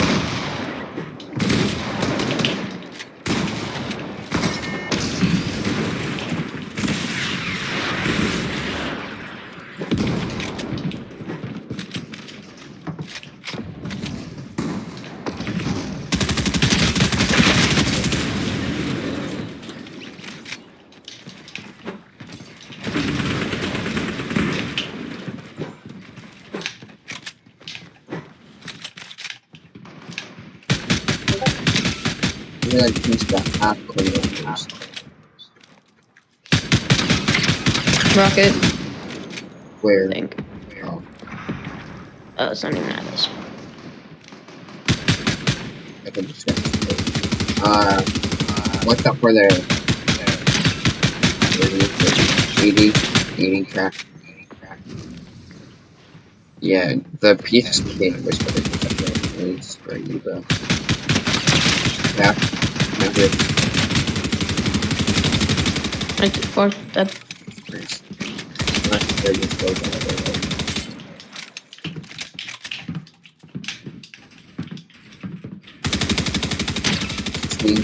16.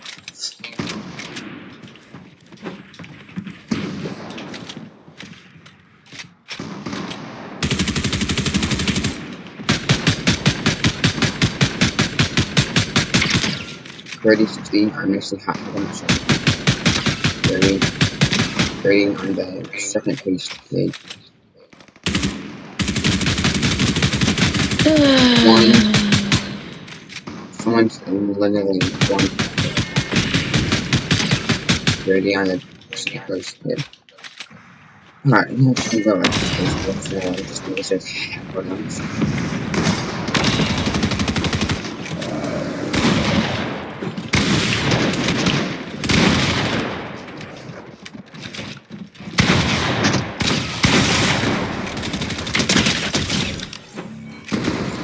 I have revenge. I have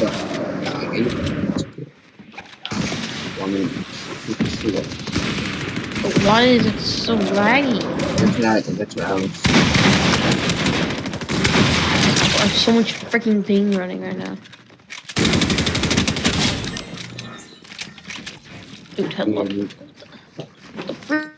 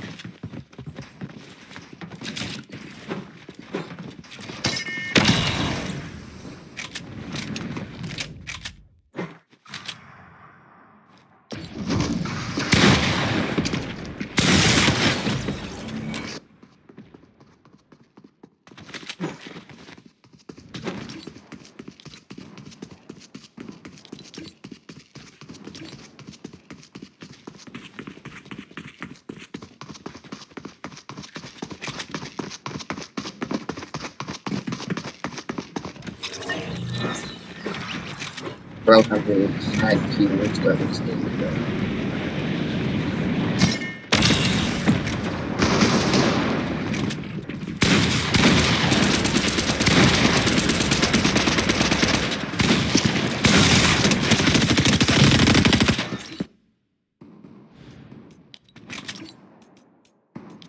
Let's ping them on 27 people.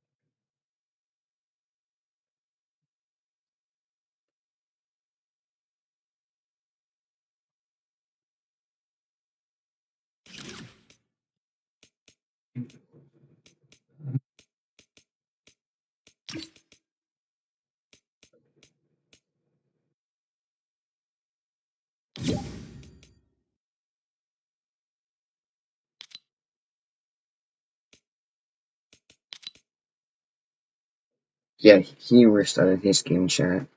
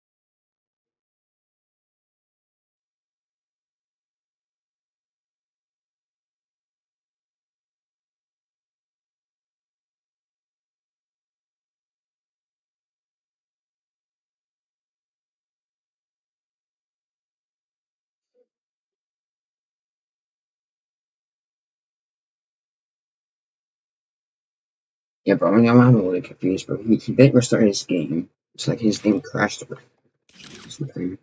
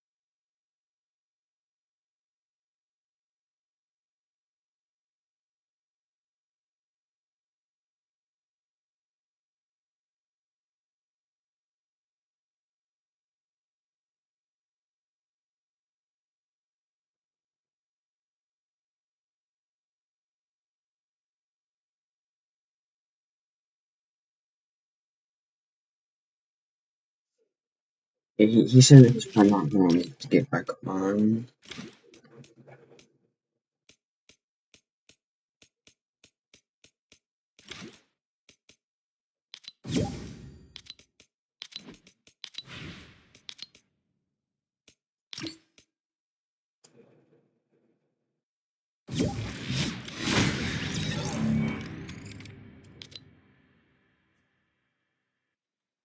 Hello?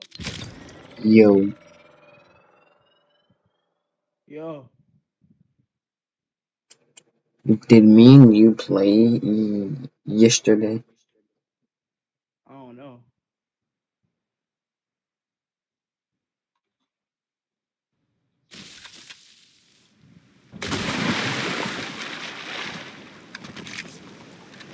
I was just asking because there was this movie out there yesterday and he had a mic, he just couldn't use his mic because of his parents were asleep. And his game like crashed or something, or he had to get off and he had a crown and yeah, it was a little weird. But I will just spectate you and me and we can play ranked match with we don't have to. How'd I meet you? What? How'd I meet you?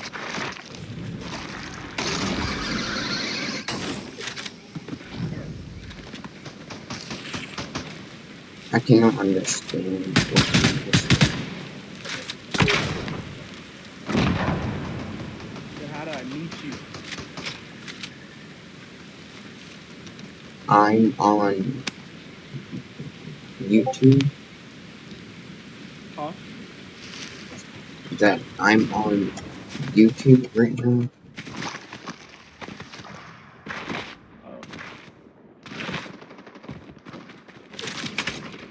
Just gave it a sniper right here.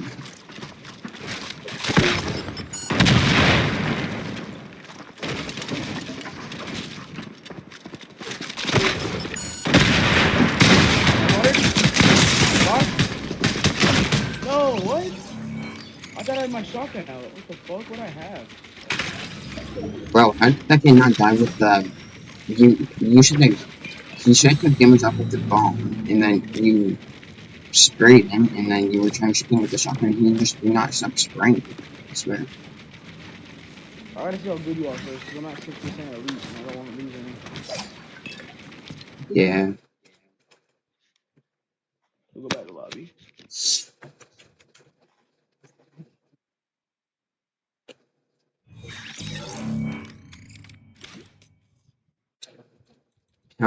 How did you get to elite, bro? Easy. Are you just like better, bro? Bruh.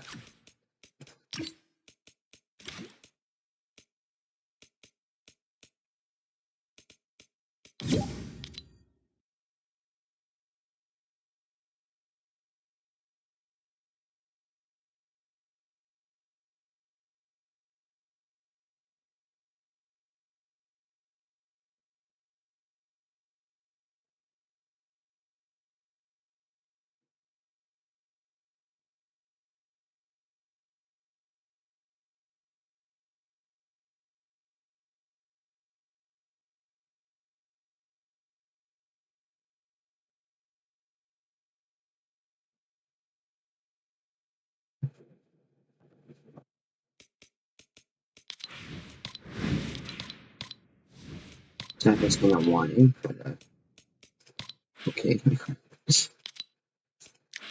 Video check. I will get that check.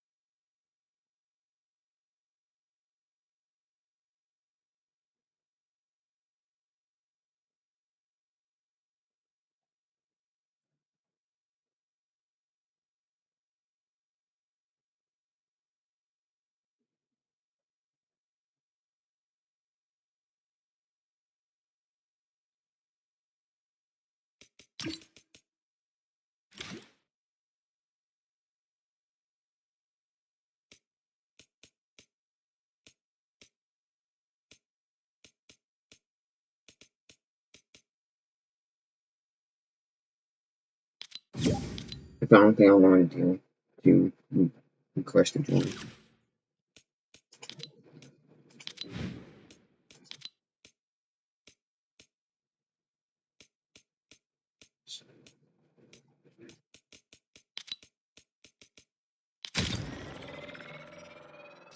Google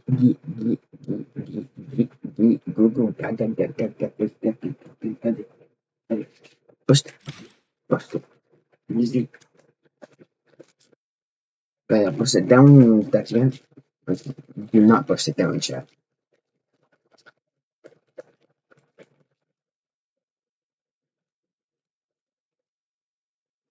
It's hopefully bear muffins are not that good. No.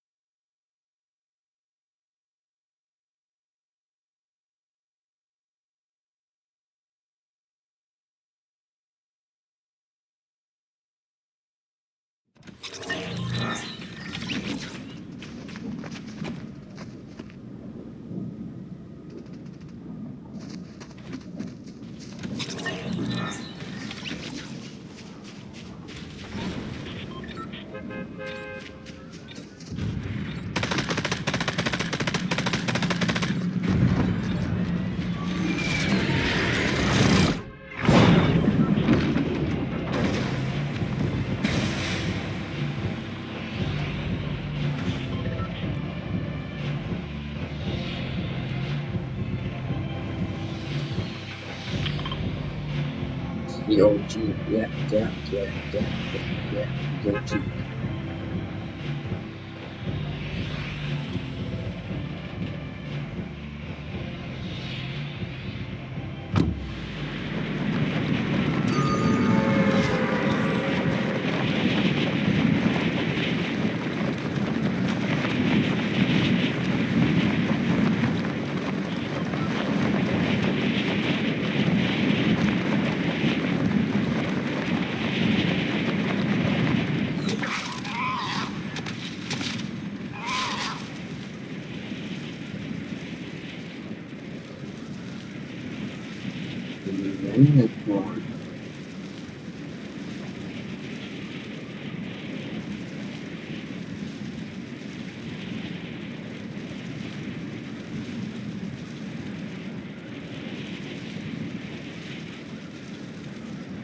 You guys know that I got a big DVI. But everybody's just like close to the big DVIs. When you look at my big DVIs, bro.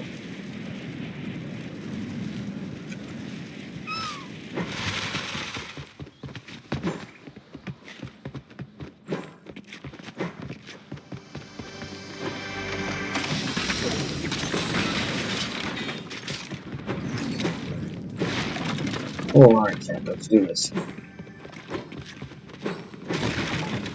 Oh my god.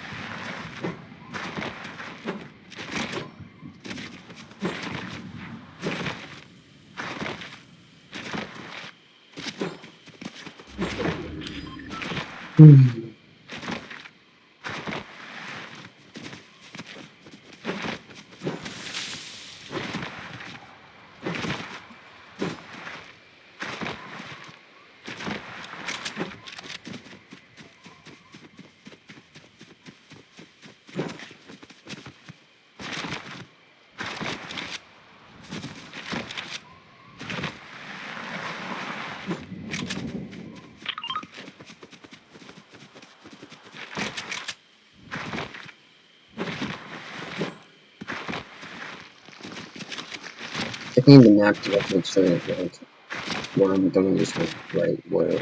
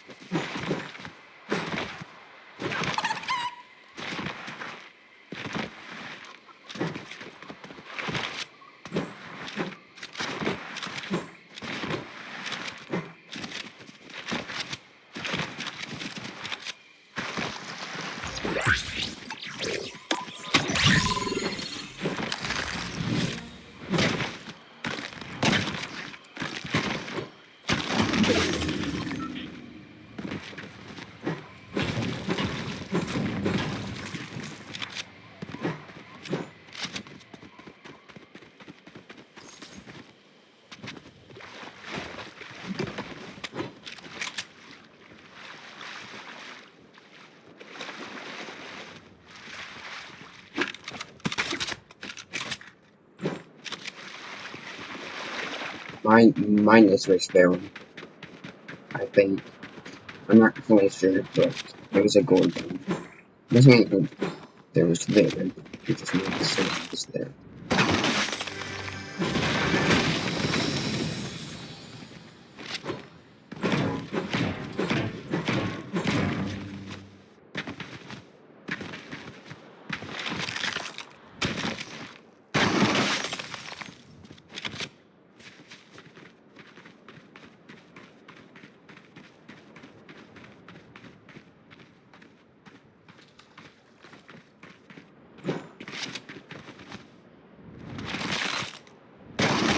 But here on out, I will always start checking cars, but free kills, always.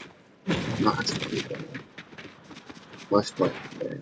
It's always free kills.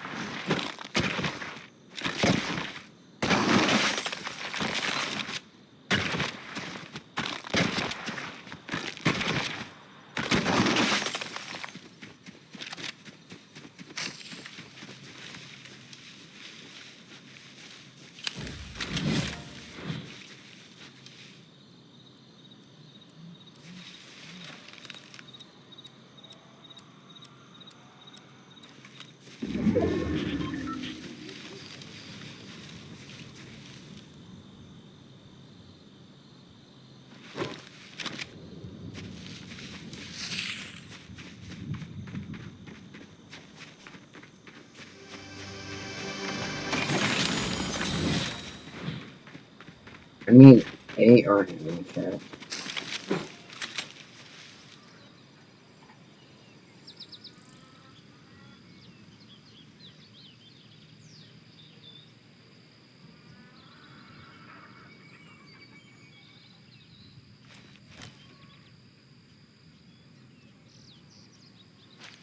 Something up this time.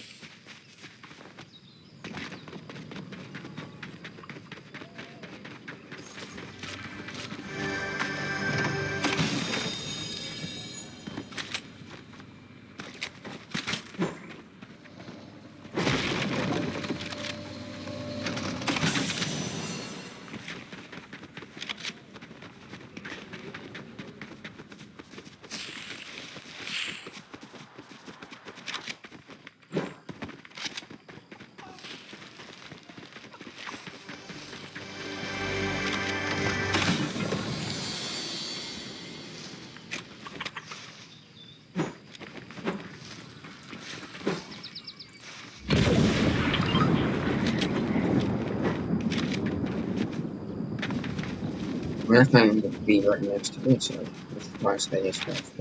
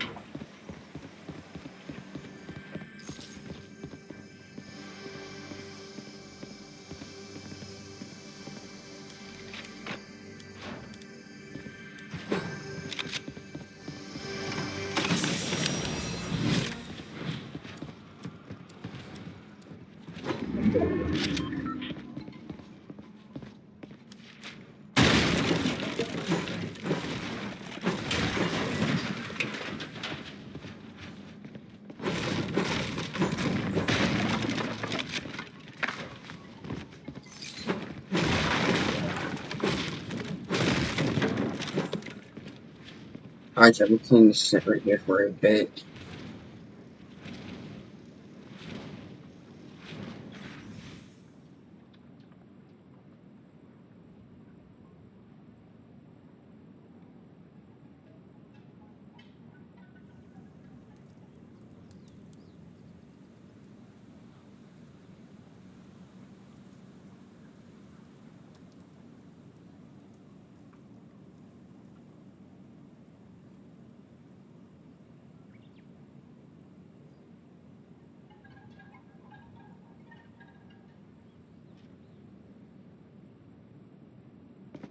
At like 9:30 chat, I don't have to go, I just have to go take a shower because I need to go to the school. School's like 2 days. That's not bad.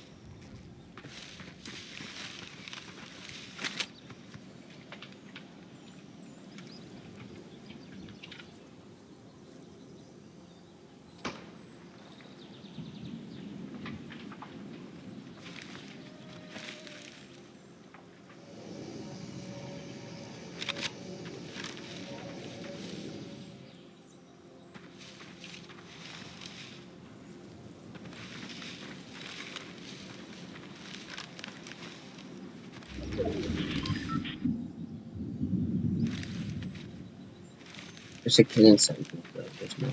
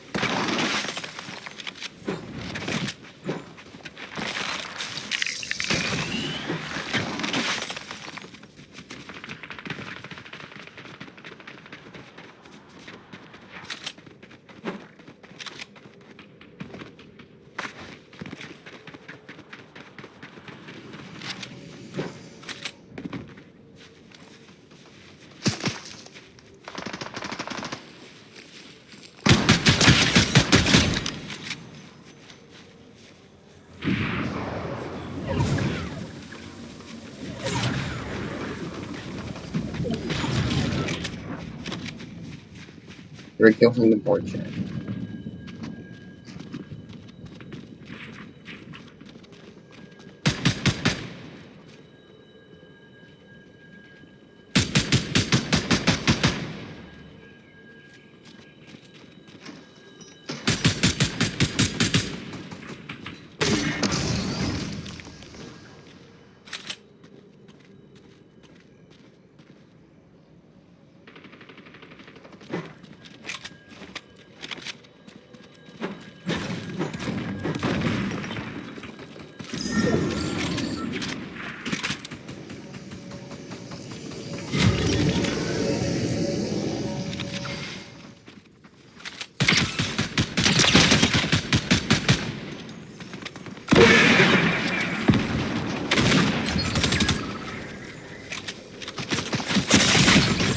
Are you sure I still can't build anything?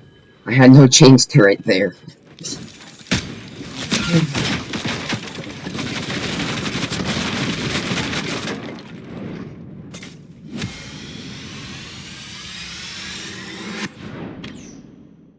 I had 4 eliminations, bro.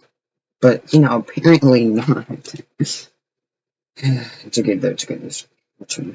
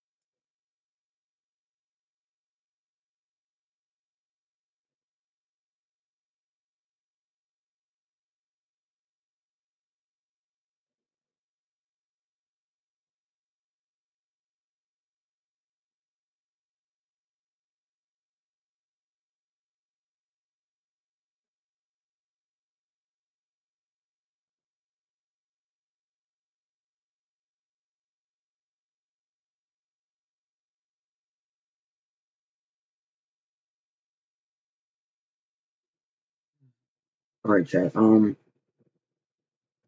I will be right back. I will let you guys watch FNCS while I, Lower and lower, down in the mud. Duke trying to fight with his back up against the wall by himself. Multiple duos beginning to surround and hound him. Top 17, though. All these points as a solo are massive for their run here in this competition. This is a battle for ego, undoubtedly. Duke looking to see what he can set up, turns around, breaks everyone off, fight. Down goes Cammy. And down comes Cammy, and then he's looking to target him. Duke is the destruction here in the lobby by himself with the knock. What a beautifully timed landing spot there, but Cooper hot on his heels here next door. They know he's here. Miro comes in, they're trying to hunt him out, but he's off to the races, finds Pixie, big tag. You know Duke wants to finish this one. Can he get it? In he goes. It's only gonna take a single tag. He's under the ramp, goes for it, he gets it there. Nicely done. Takes out Cammy, takes out the next one as well. The list of eliminations keeps on climbing before he finally falls. Into the top 10 we go, with Blixie also a solo in this game. There's 4 total solos still left alive, no builds. He's trying to make a play, but from the outside of the zone, he goes down. It's Mappy, it's eye drop on high ground. Take a look, Ree is still alive. Seti is still alive. Playing the backside of his zone, excellently done here. But the high ground comes down a little early. He has a true chance. Seti brings him down, and now he is the one on top. Can he close this out by himself against all odds? We thought it was over, but Ree has other words for everyone in the lobby. He goes down. Into that top 4 we go. The only solo left alive, well, you saw him moments ago. It is going to be Seti. Cooper and Miro almost won a game yesterday. It was stolen away by both Bryce and Chubbs. Now they're going for some toe tags on Apoyo and Speaks. NA count. Counterparts going at it. I drop on the other side, but he gets taken down by the NA duo. Huge shot by Miro, trying to go back to back, but they fall down the mountain. That's gonna allow for Pollo to survive momentarily, but Cooper hot on the chase. He sacrifices himself to go for the elimination. Seti out of nowhere. Final 2 teams. Miro's trying to stay alive, but there's one duo still left alive, but it's actually a knock. Miro versus Sphinx. NA versus NA to take game number 1. Incredible that NA will secure this here, but talk about the turn of events here. Miro taking down Seti, putting his name in the conversation. People forget what Miro is capable of, but now it's a 1v1. Old blood versus the new. Basically, Miro showing, hey, I'm the big dog of the region. Sphinx says, I want to prove that I can do it.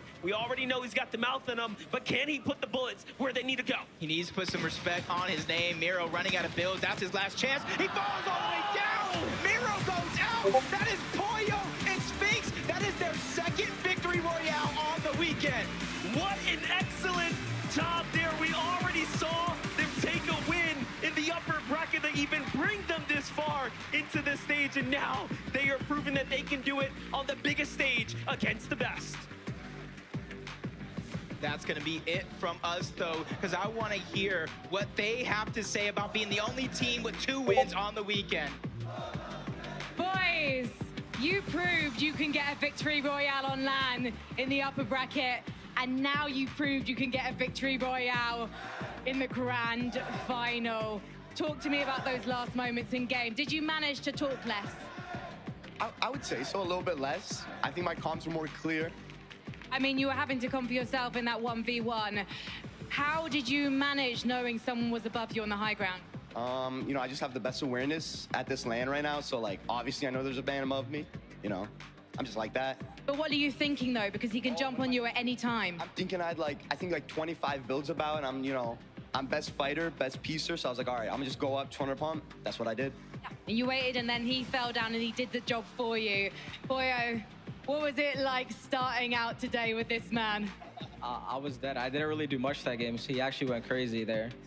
And you let him just talk his way through it. You didn't give him any advice or guidance. Nah, I just told him his mats, and he did the rest. Now, going forward, you've got to try and maintain this consistency. You've managed to get your way through an aggressive lobby, but can you see yourself managing to top the competition again? Yeah, we just need to live off spawn. I think we can do good at literally every game. All right, well, good luck in those off-spawn battles, boys. Congratulations. Everyone give it up for Sphinx and Pollo!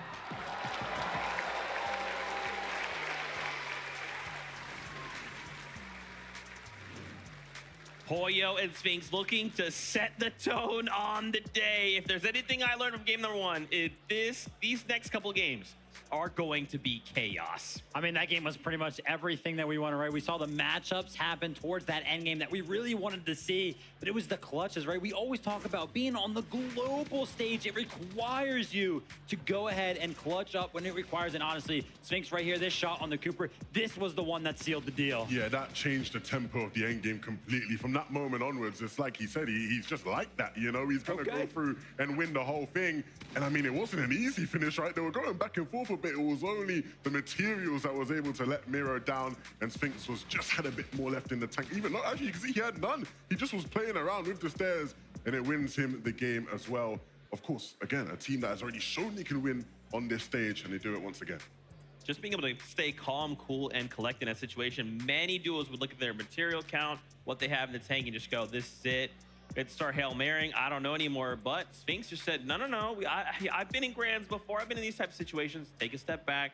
We know they're up top. Let's break those builds. Let's bring them down. And unfortunately, Cooper and Miro did fall, but still a second place for them.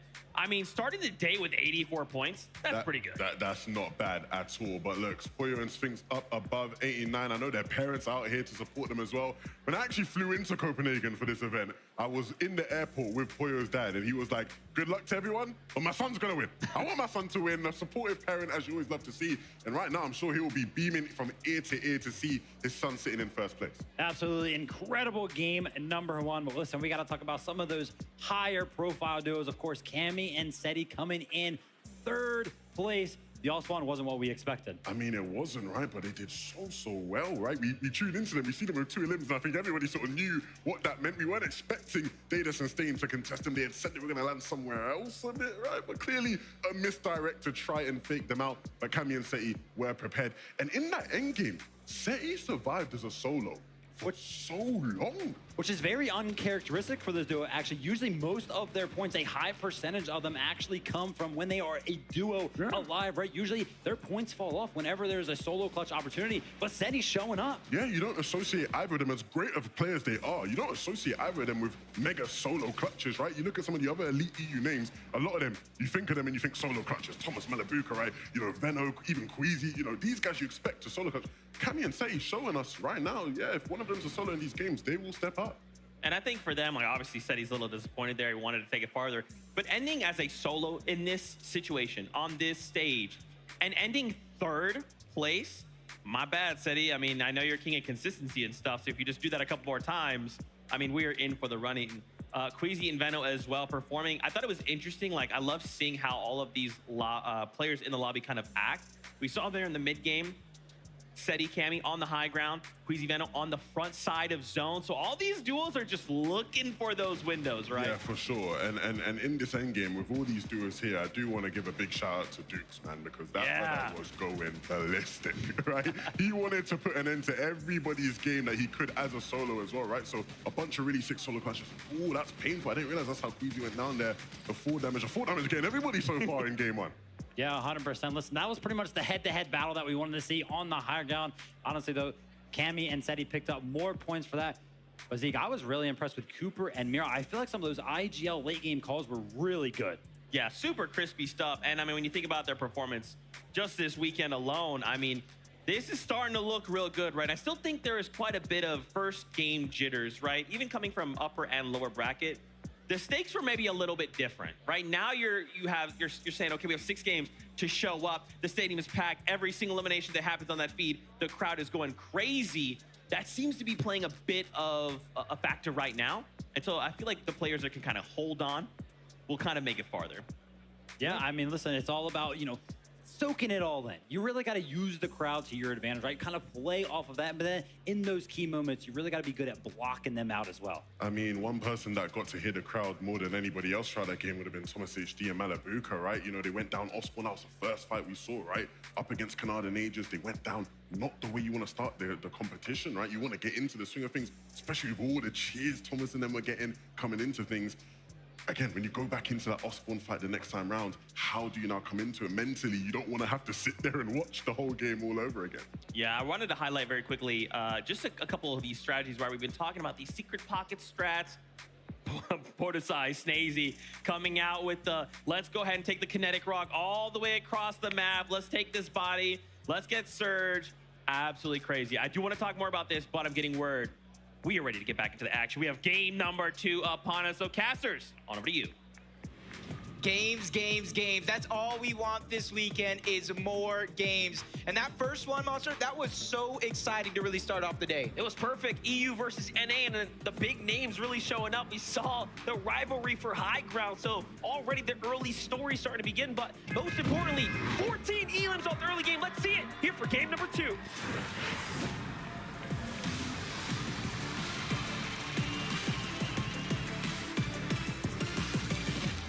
We're in it.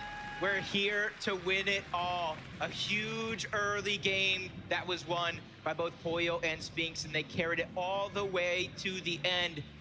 I said they were the first team to get 2 this weekend. Will they be the first team to go back-to-back and get their 3rd victory royale on the weekend? Only time will tell for that one. But the rematch, probably everybody here in the arena wants to see. Thomas, Malabuka, Kanata, Agers, let's get it. Let's watch it. Sphinx is going to be able to watch in the distance there too. So who's going to be the first to touch down? Who's going to be the first to land? Shots coming in this time. It's Malabuka who gets tagged. So does Agers. So both sides already. And Malabuka gets a weapon. He finds Agers with a huge tag. Kanata's already down. And they're finished. They're done. That was a huge start for Malabuka. Gets that Havoc suppressed and immediately goes to work And it was him. It was actually him who was getting tagged out of the sky. I thought that was going to be a huge advantage for Canada Nagers. They weren't able to clean that one up. We saw the contested fight in the replay. The first game, Cammy and Seti get pushed off the actual barn. So it is going to start as a little bit of a split drop here over towards Frenzy Fields. It really shows us that they were caught off guard game one for the 50-50. Here's TK, here's Quanti over at the Slappy Shores. They are also contested down in this area by Tayson. And you can see that they just barely got away with it. Actually, it was Chicho and Trulex as well. Remember, there's like about 3 teams here, actually. Slappy Shores is just not big enough. Everybody's trying to go to the beach someday. But for now, the actual south side of Slappy is going to go to TK and Quanti. They have access to that vault. It isn't the most massive vault with Mythics, but you still are able to get a ton of loot. And Misha and Teeny doing it again. They switch up their drop spot once more. They go on over to where Baka and Pars is at, and they're going to go ahead and sneak. They haven't really looted up at all. Will Baka and Pars take the bait? This is a very interesting position to be in, of course, because you have the chest here as a potential option. So you have to think about it. Anything can happen here. I feel like everybody at this stage in the game has been conditioned to know this is a viable strategy. Because like I said, in the lower bracket, or in the upper bracket, they were contesting Baka and Pars. Didn't work out for them. They switched up their strategy. They started doing exactly this, playing roulette with their drop spots to try to sneak up on some teams. And that inevitably was what got them across the finish line. And it's only a matter of time before Baka and Pars go in this direction. It's no matter what the result will be. And this is what we talk about, teams hiding strategies, teams really sitting back and thinking about, okay, what haven't we tried yet in the upper bracket and lower bracket that we're sitting on, that we're waiting on, that we can then put into play to give us the advantage on Championship Sunday. They have some sorts of feeling. See them hopping over the covers. They know they're around here somewhere. They probably already seen them drop just a little bit, but the bait has been taken. Down goes one of them. Misha and Teeny strike yet again. Now Pars is stuck by himself, and immediately you see him creating distance between him and his counterparts. He doesn't want to be the next one on their hit list. And we don't want to be the ones to give away the edge. So to keep it low, to keep quiet there was a tough one, but take a look at that. Misha and Teeny, 2 games in a row. Surprise, surprise. They have made so much adjustment from the upper bracket to today. It really has shown so far in the last 2 games, but now Teeny has to still close this out with Misha. Yeah, they went from 2 builds to 53 thanks to Baka and that elimination. Pars is trying to fight with his back up against the wall. Shots also coming in from the third party. Everything comes crashing down. But Pars is still able to put up a good defense for now. But Teeny's hot on his heels. First shot's gonna be landed. Pars goes down to the low ground, and the 2v1 has been secured. Misha and Teeny strike first. What a play. What an ambush set up there. Definitely highlight worthy. Meanwhile, we jump in with Vico, Pink. Their drop spot split by Acorn and Cold. You can see that they have lost a fair amount of the advantage of the general area, but it hasn't affected them that much. They have still maintained a very, again, more or less successful setup. In the feed, I saw that Cold might have picked up Scented there, so already down south, some action going on right now. Acorn and Cold here looking very much solid as they're going against Polarized. Polarized by himself, getting pieced up, boxed up, now forced onto the back foot here. This is a favorite here. Cold does get punished, but he's got his teammate here to back him up. Yeah, trade-in shots, bait and switch. Acorn is trying to alleviate some of that pressure, but Polarized keeps trying to break his way into the box, but he gets denied entry more than once. Now Acorn's simply gonna try to hold the covers, peek through, try to figure out where Polarized is at. Give Cold time to heal up. Zip line, that one's gonna be noticeable. Now Acorn has to make the decision. Do I just go straight up into him? Do I continue to play my game out? And I saw third-party shots coming in. He hits it. He goes right back up. Zip line once more. Polarized goes down, but it's not the team you thought. Cooper steals that one away. Man, that's the worst feeling right there. You put in all that work, all that damage, and 4 points slip away.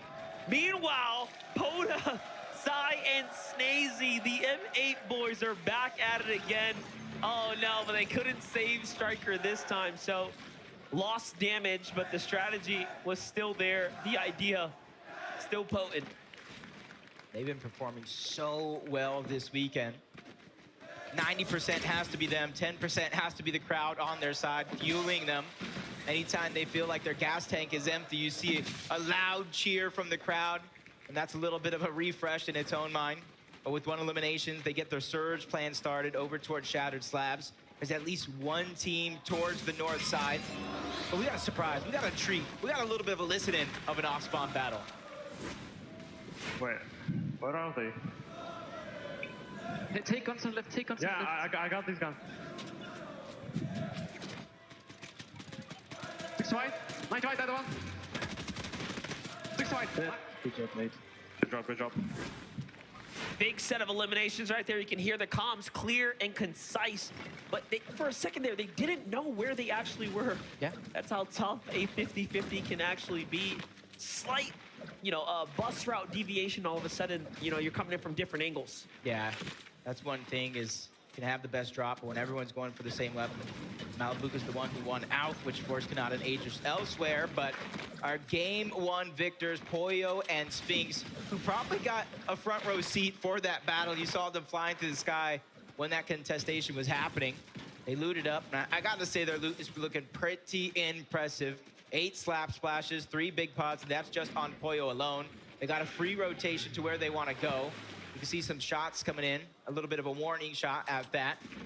Cammy and Seti contested over towards Frenzy.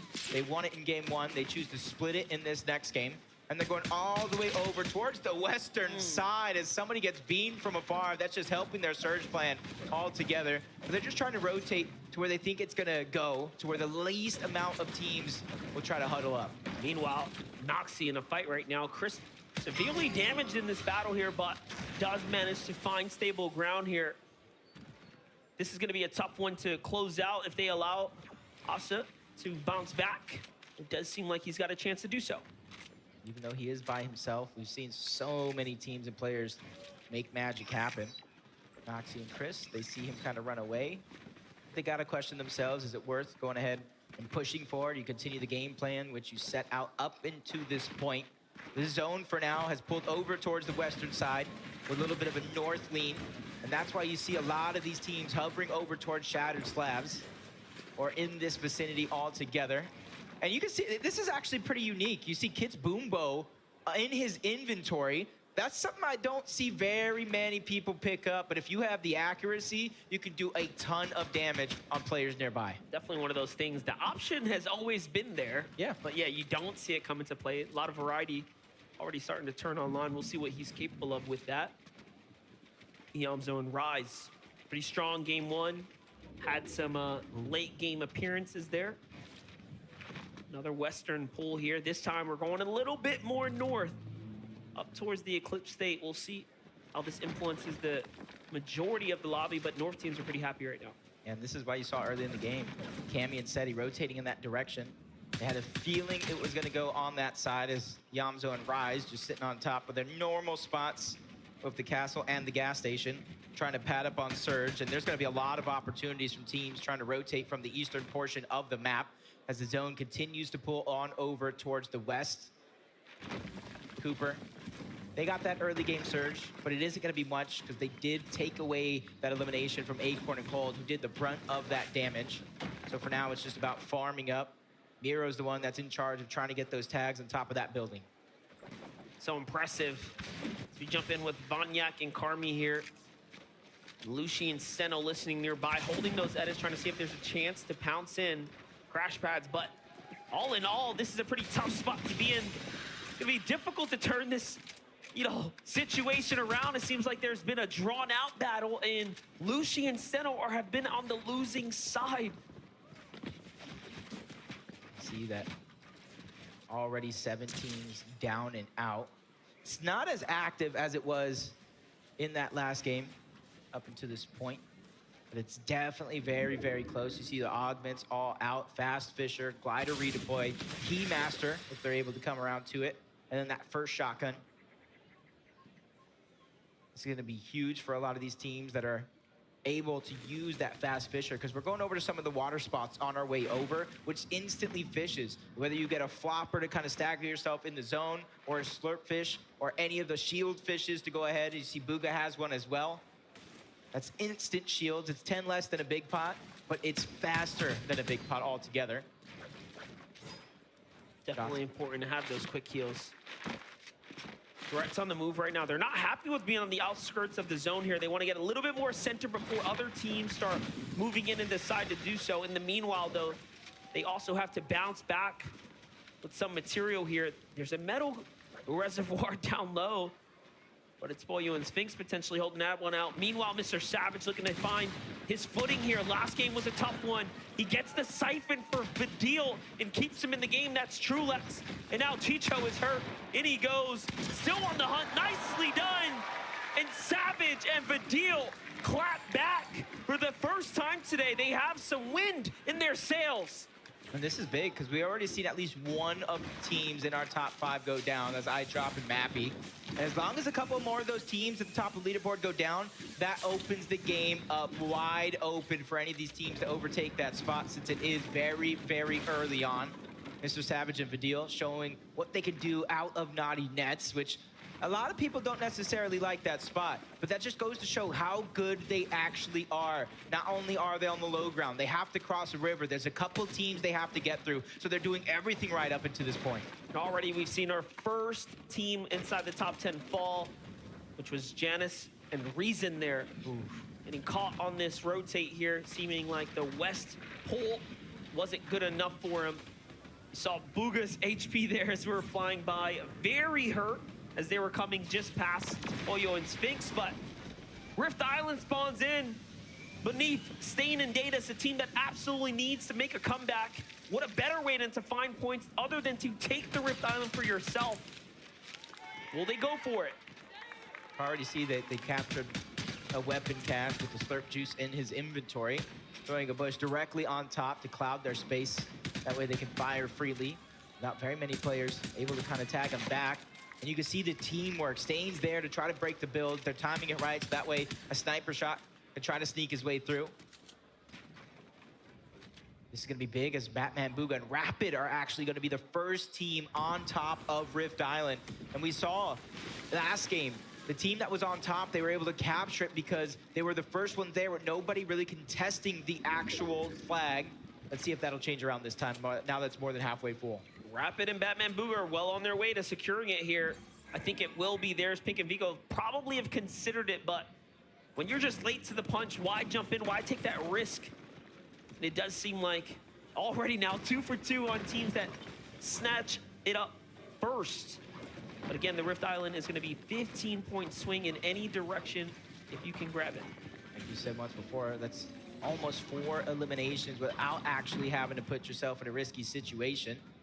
And what these other teams are doing, even though they're not trying to contest it, one, probably going for scraps as soon as Batman, Booga, and Rapid leave that location. But most importantly, with that added elevation, they're looking for Storm Surge. They can see the entirety of the lobby, and those teams that have to rotate from the south, from the east, that is who they're looking at most of all to try to get the Storm Surge that they need. You can see they have 224. And they're even looking at some of the other teams that are on top of Rift Island as well. This should very much put Rapid and Batman Booga in the conversation, though. Yeah. Rapid, although by himself, he did make some placement last game. Here we jump in with Edgy and Duke so far. 600 above this surge. They're going to be well and fine here. They're positioned very nicely already at the Eclipse Estate, which is near dead center. Do they have the storm eye? Do they know where the storm's going? Because this is some prime positioning right here. Yeah, we got these forecast towers all around the map. It allows you to read where the zone is going, but Duke had 46 solo impact points in match 1. He was just gobbling up those placement points, and you saw him in those type spots getting eliminations as well, especially when he needed it most for both the Siphon and the mats. Malibuca and Thomas well above the damage threshold. Even though they're falling, they have more than enough surge to where they don't have to worry about it. For them, they're just trying to see where these teams are positioned at to try to make their own rotation in. The zone continues to pull towards the north side of the map, over towards Eclipse Estates. So if it stays there, this one could get dicey because there's some unbreakable walls, there's a surrounding water, there's even the moon there that we saw Cammy and Seti use early on in this tournament. Clownski grows on the move right now, already setting up are a nice position here, looking out for fights, looking out to see if they can find tags. This is going to be a team that, if they don't get active, will surely have something to worry about, but they find more stashed here. Great tags here for Strauss, Grols, and Clownski, and already now they have a chance to go ahead and alleviate some room near them, get back into this game. But no, Grols, you saw yourself for a moment. The punishment comes in. It's Pixie off to the right there, who has made it further this game than the last. Meanwhile, Yamzo and Rise potentially taking a fight, but no, they are out. Bugha has not been able to secure the health that he lost from getting this far. Ooh. Wow. Down goes Bugha. Shows exactly what you're talking about. Without that heals, he's not able to get the HP up, what makes him an easy target through the sky. Now he's a focus that they know the knock's there. This is 4 points. This is mirror point the way. And then if they're daring enough to move over, that's loot as well. And you can see Keep Bugha picking handing threats. over some of his resources while he's down, just trying to pad Threats' material count, making sure that he's able to save him. But look who's knocking on that front door. Trick or treat. In comes Acorn and Cold, and no tricks up their sleeves. All treats as they get those eliminations. Yeah, they knew they had the knock. They had to finish it right there. They were in the perfect position, and with the zone going That's south, hey, an we gotta go this way back anyways. again. It was well timed and executed on their part, and it puts them at 2 eliminations now, very comfortably in the game, and the full refresh to really set your...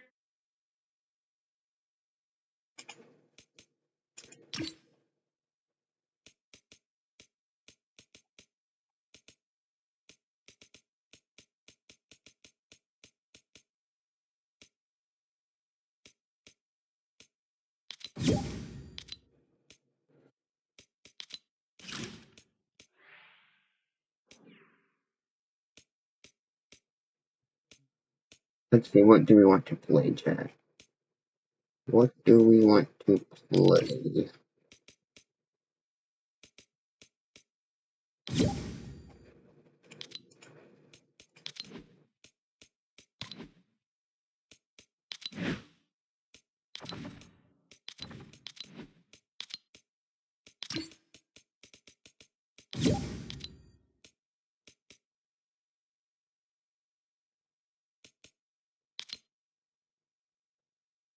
Should be a beast. Eyes. Play.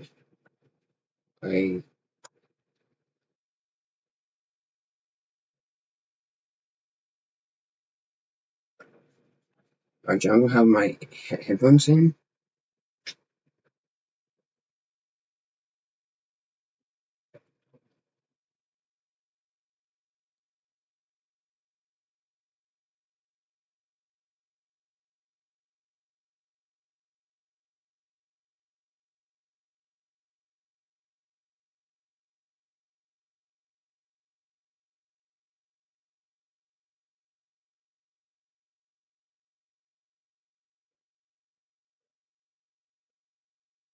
I take a pill.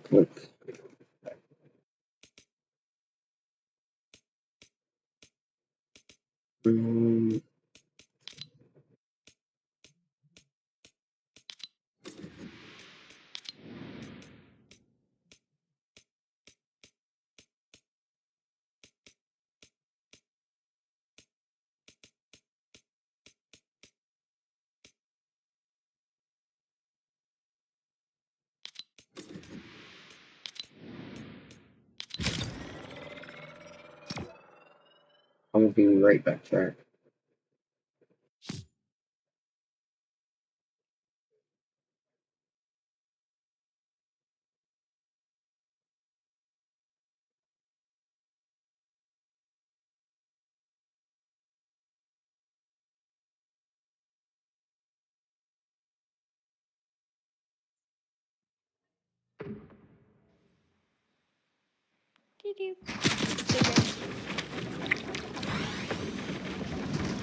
FETCH.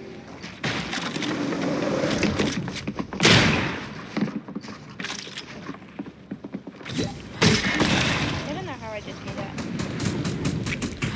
Oh yeah.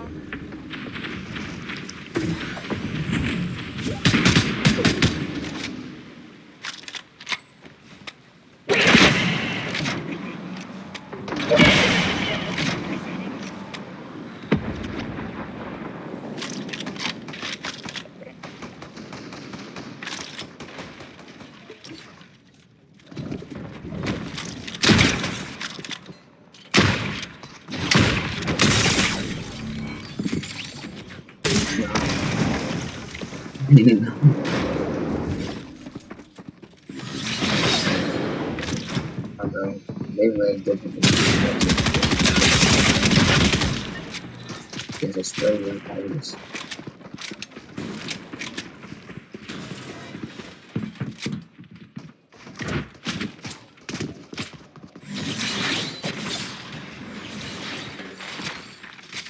Probably listening to some stuff.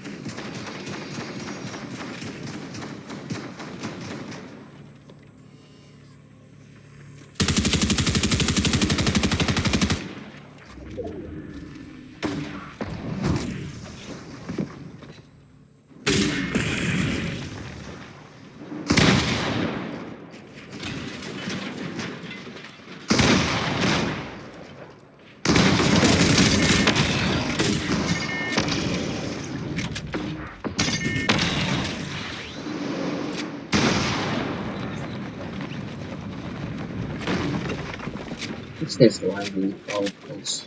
It's us. Never mind.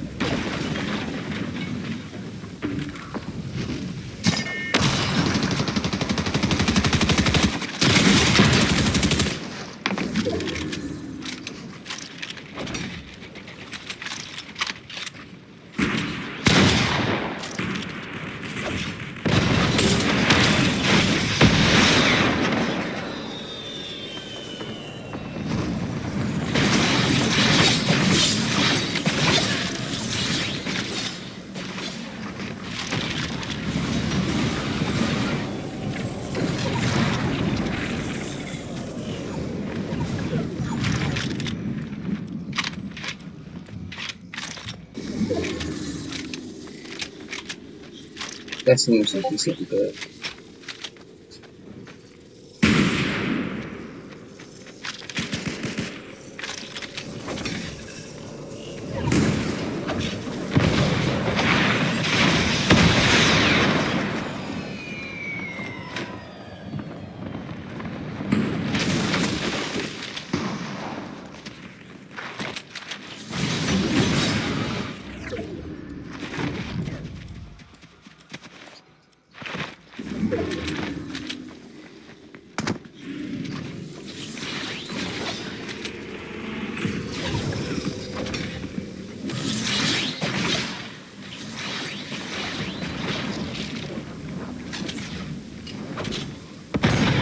Nice, well, you know.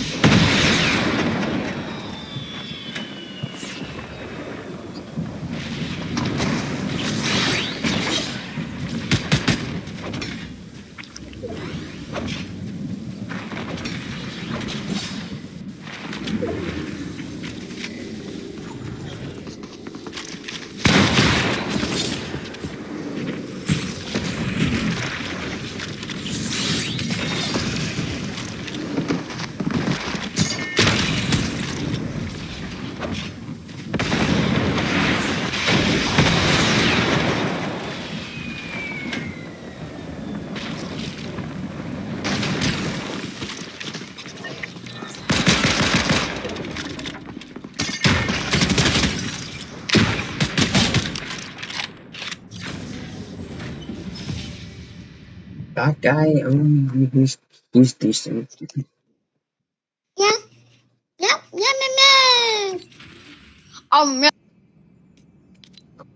Yeah. Yeah, yeah. That was definitely good.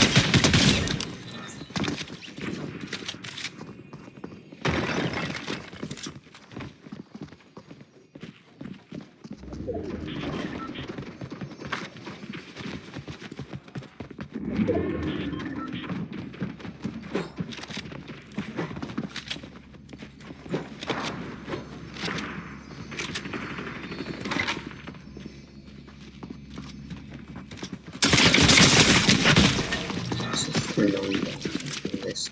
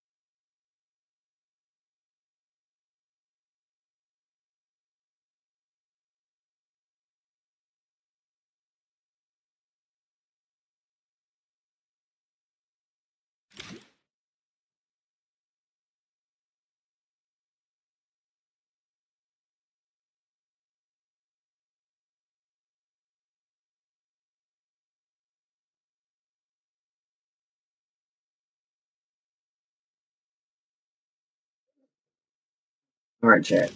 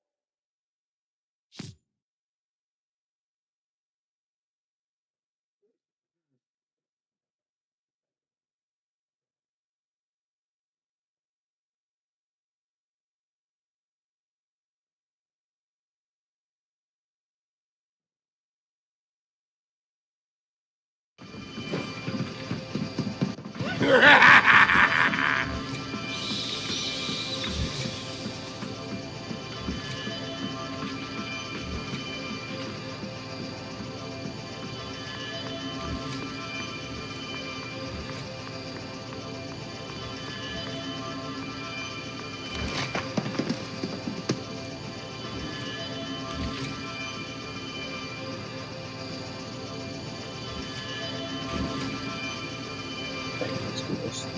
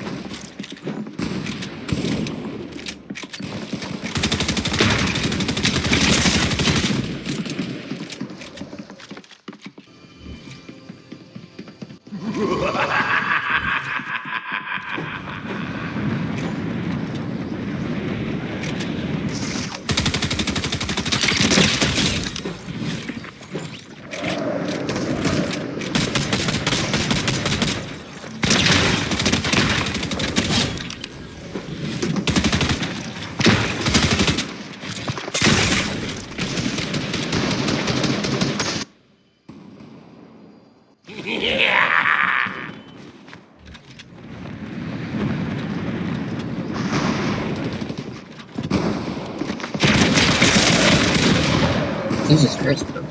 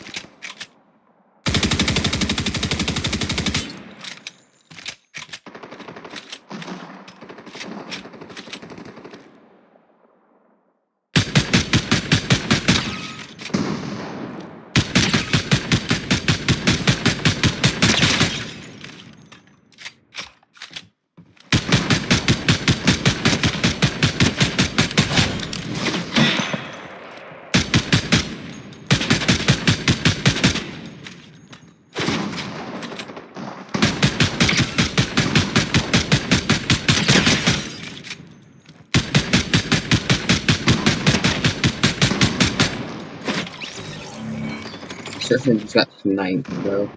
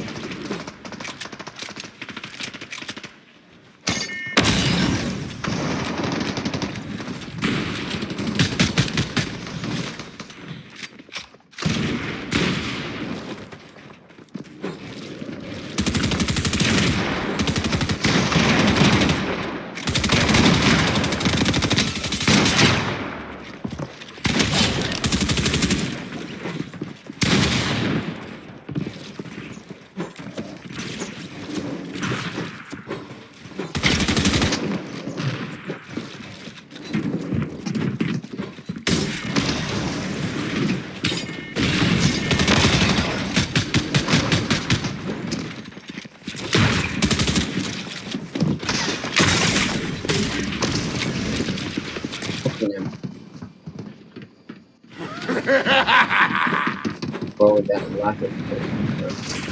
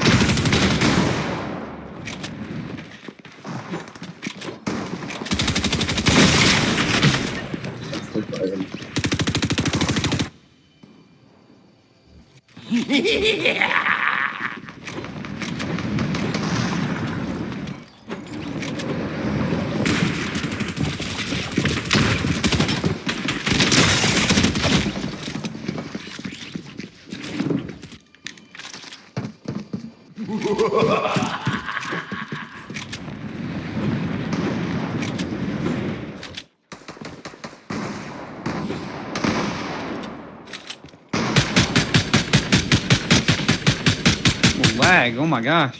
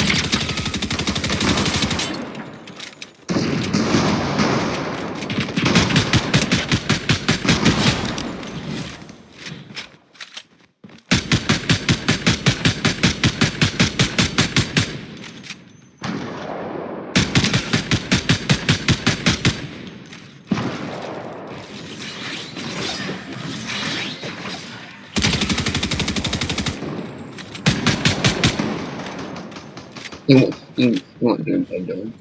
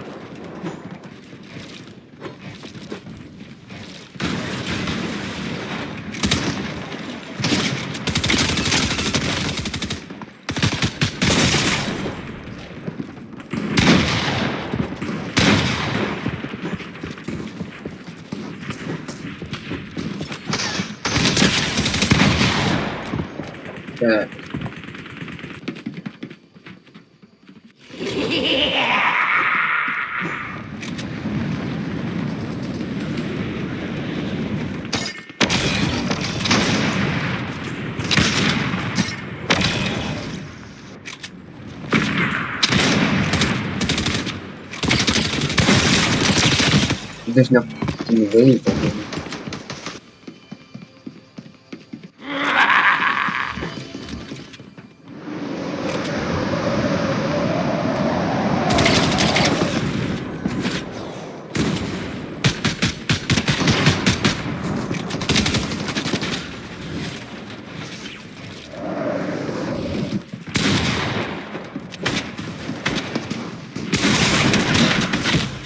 Just go place that cannon.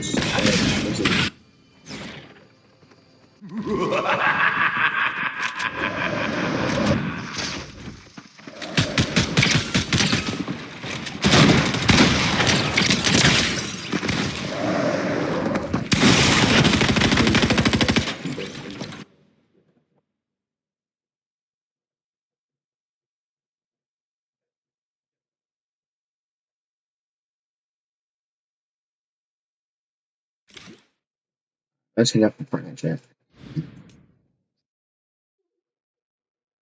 Yourself up for success. It doesn't get much better than that.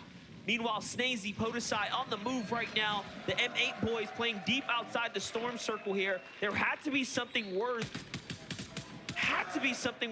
but it looks like it was just a late rotate. A fight in the zone.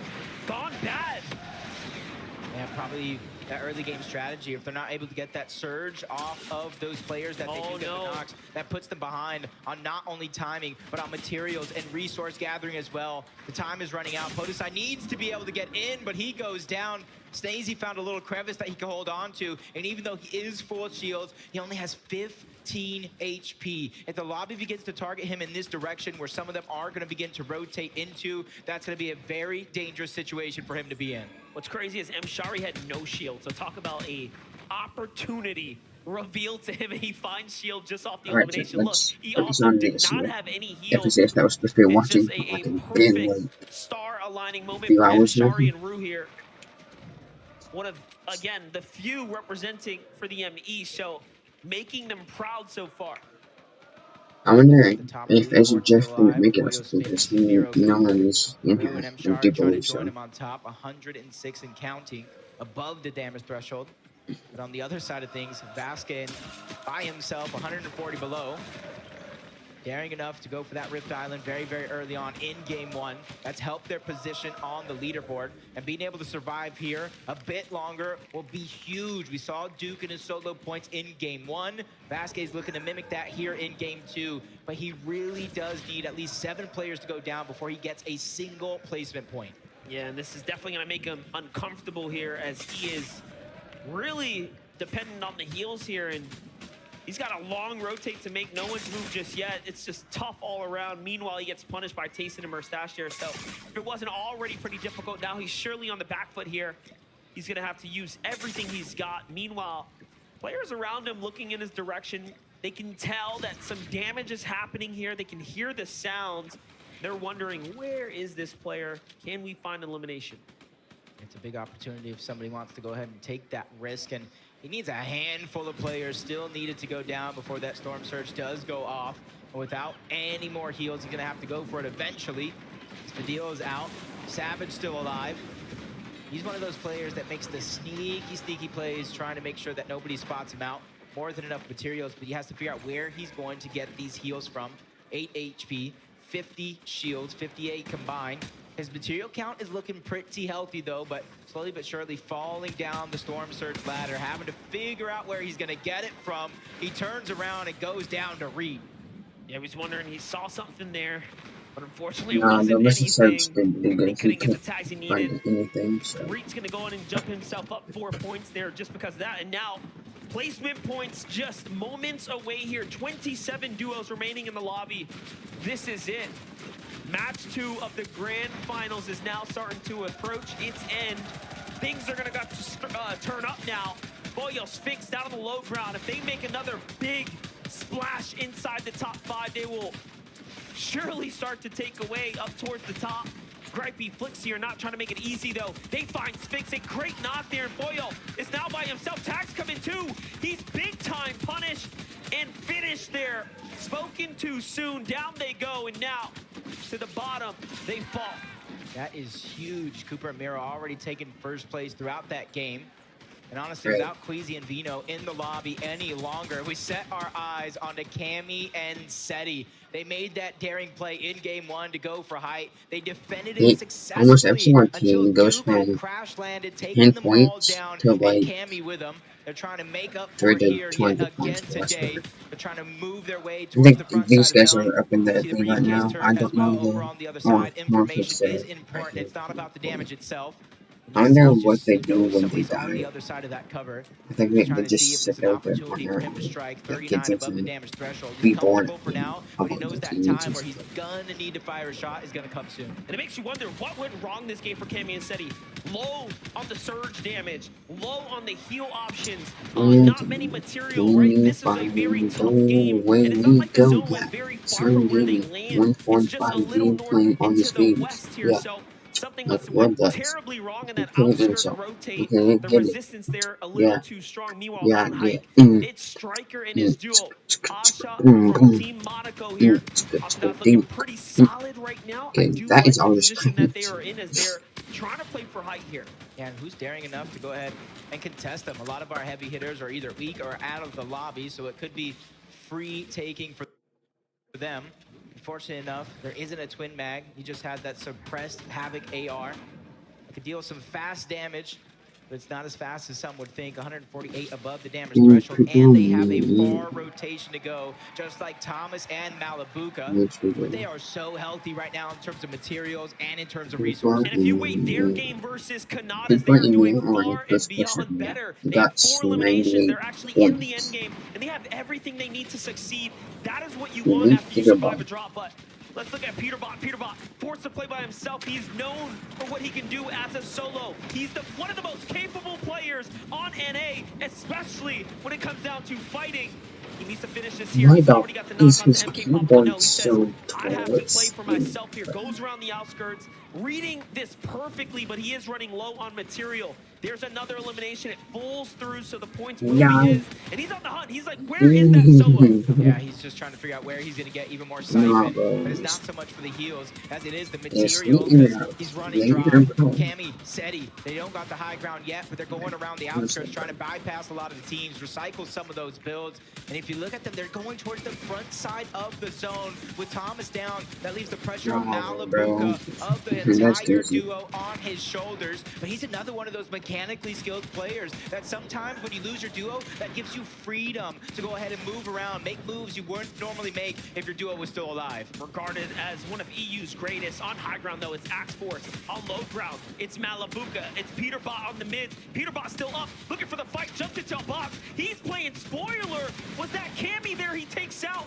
Potentially in the exchange, in the full finish, too. Peterbot has shut down Cammy's dream and hopes of making it far, but Seti is still up. Once again to left to clutch. Malabuka turns things around here, goes for height, even though he's by himself. What is happening right now? We saw Axe Force by himself on height. Malabuka's taking a page out of that playbook, but he instantly drops down low into the mud, trying to go ahead and survive as a solo, and he gets to the front side of zone yet again. Now this is his chance. We're gonna skip it until like towards the end. Real quick chat.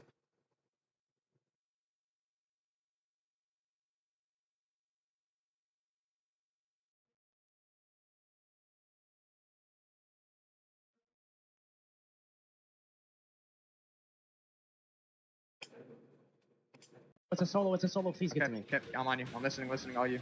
IGL. Hit the ground running. A second place. Now, looking for the full retreat, throwing out metal builds in the clips to state. See now, the chest. Nope, and down, tournament running.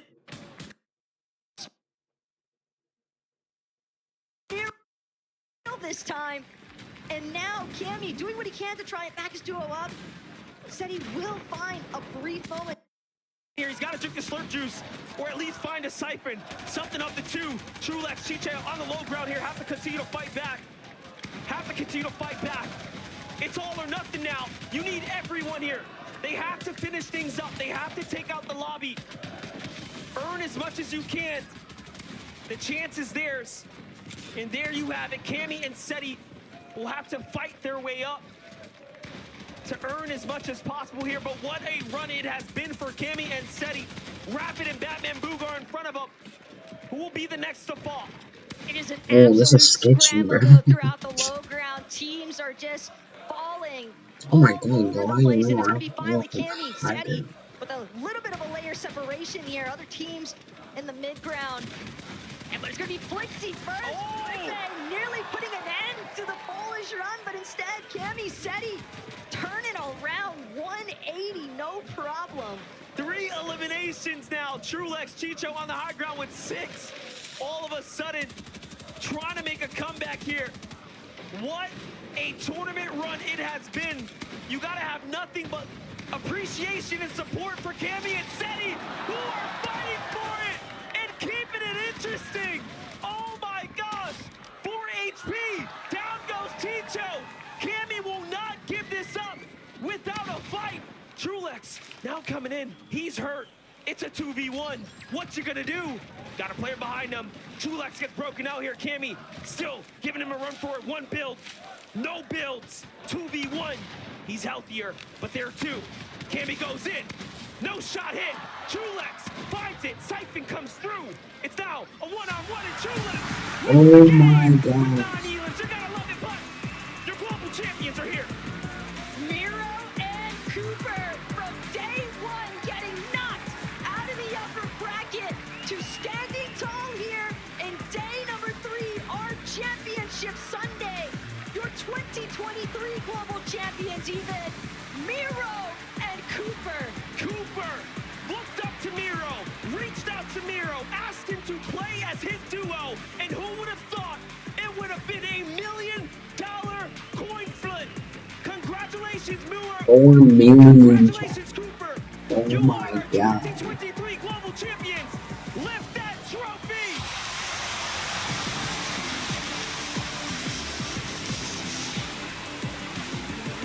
How amazing it must feel. How great to be the global champions. Miro and Cooper, you have done it. Through the ups, through the downs, this weekend, this entire tournament is yours. Everything was for this moment. Cooper, it's your first time here in Dude, Copenhagen. jeez, the basic, bro. Certainly left your mark on everyone in this building. Your first ever land, and you are a global champion.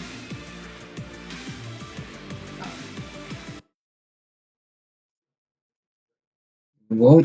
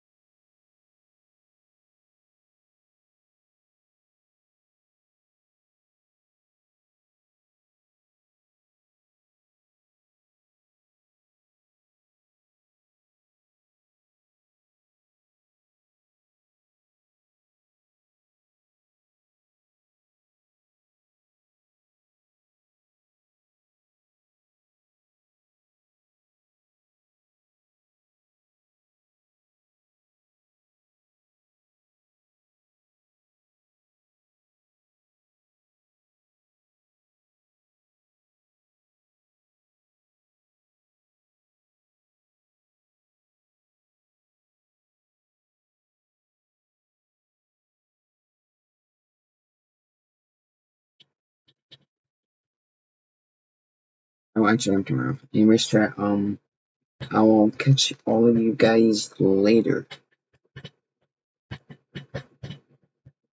Anyways, peace.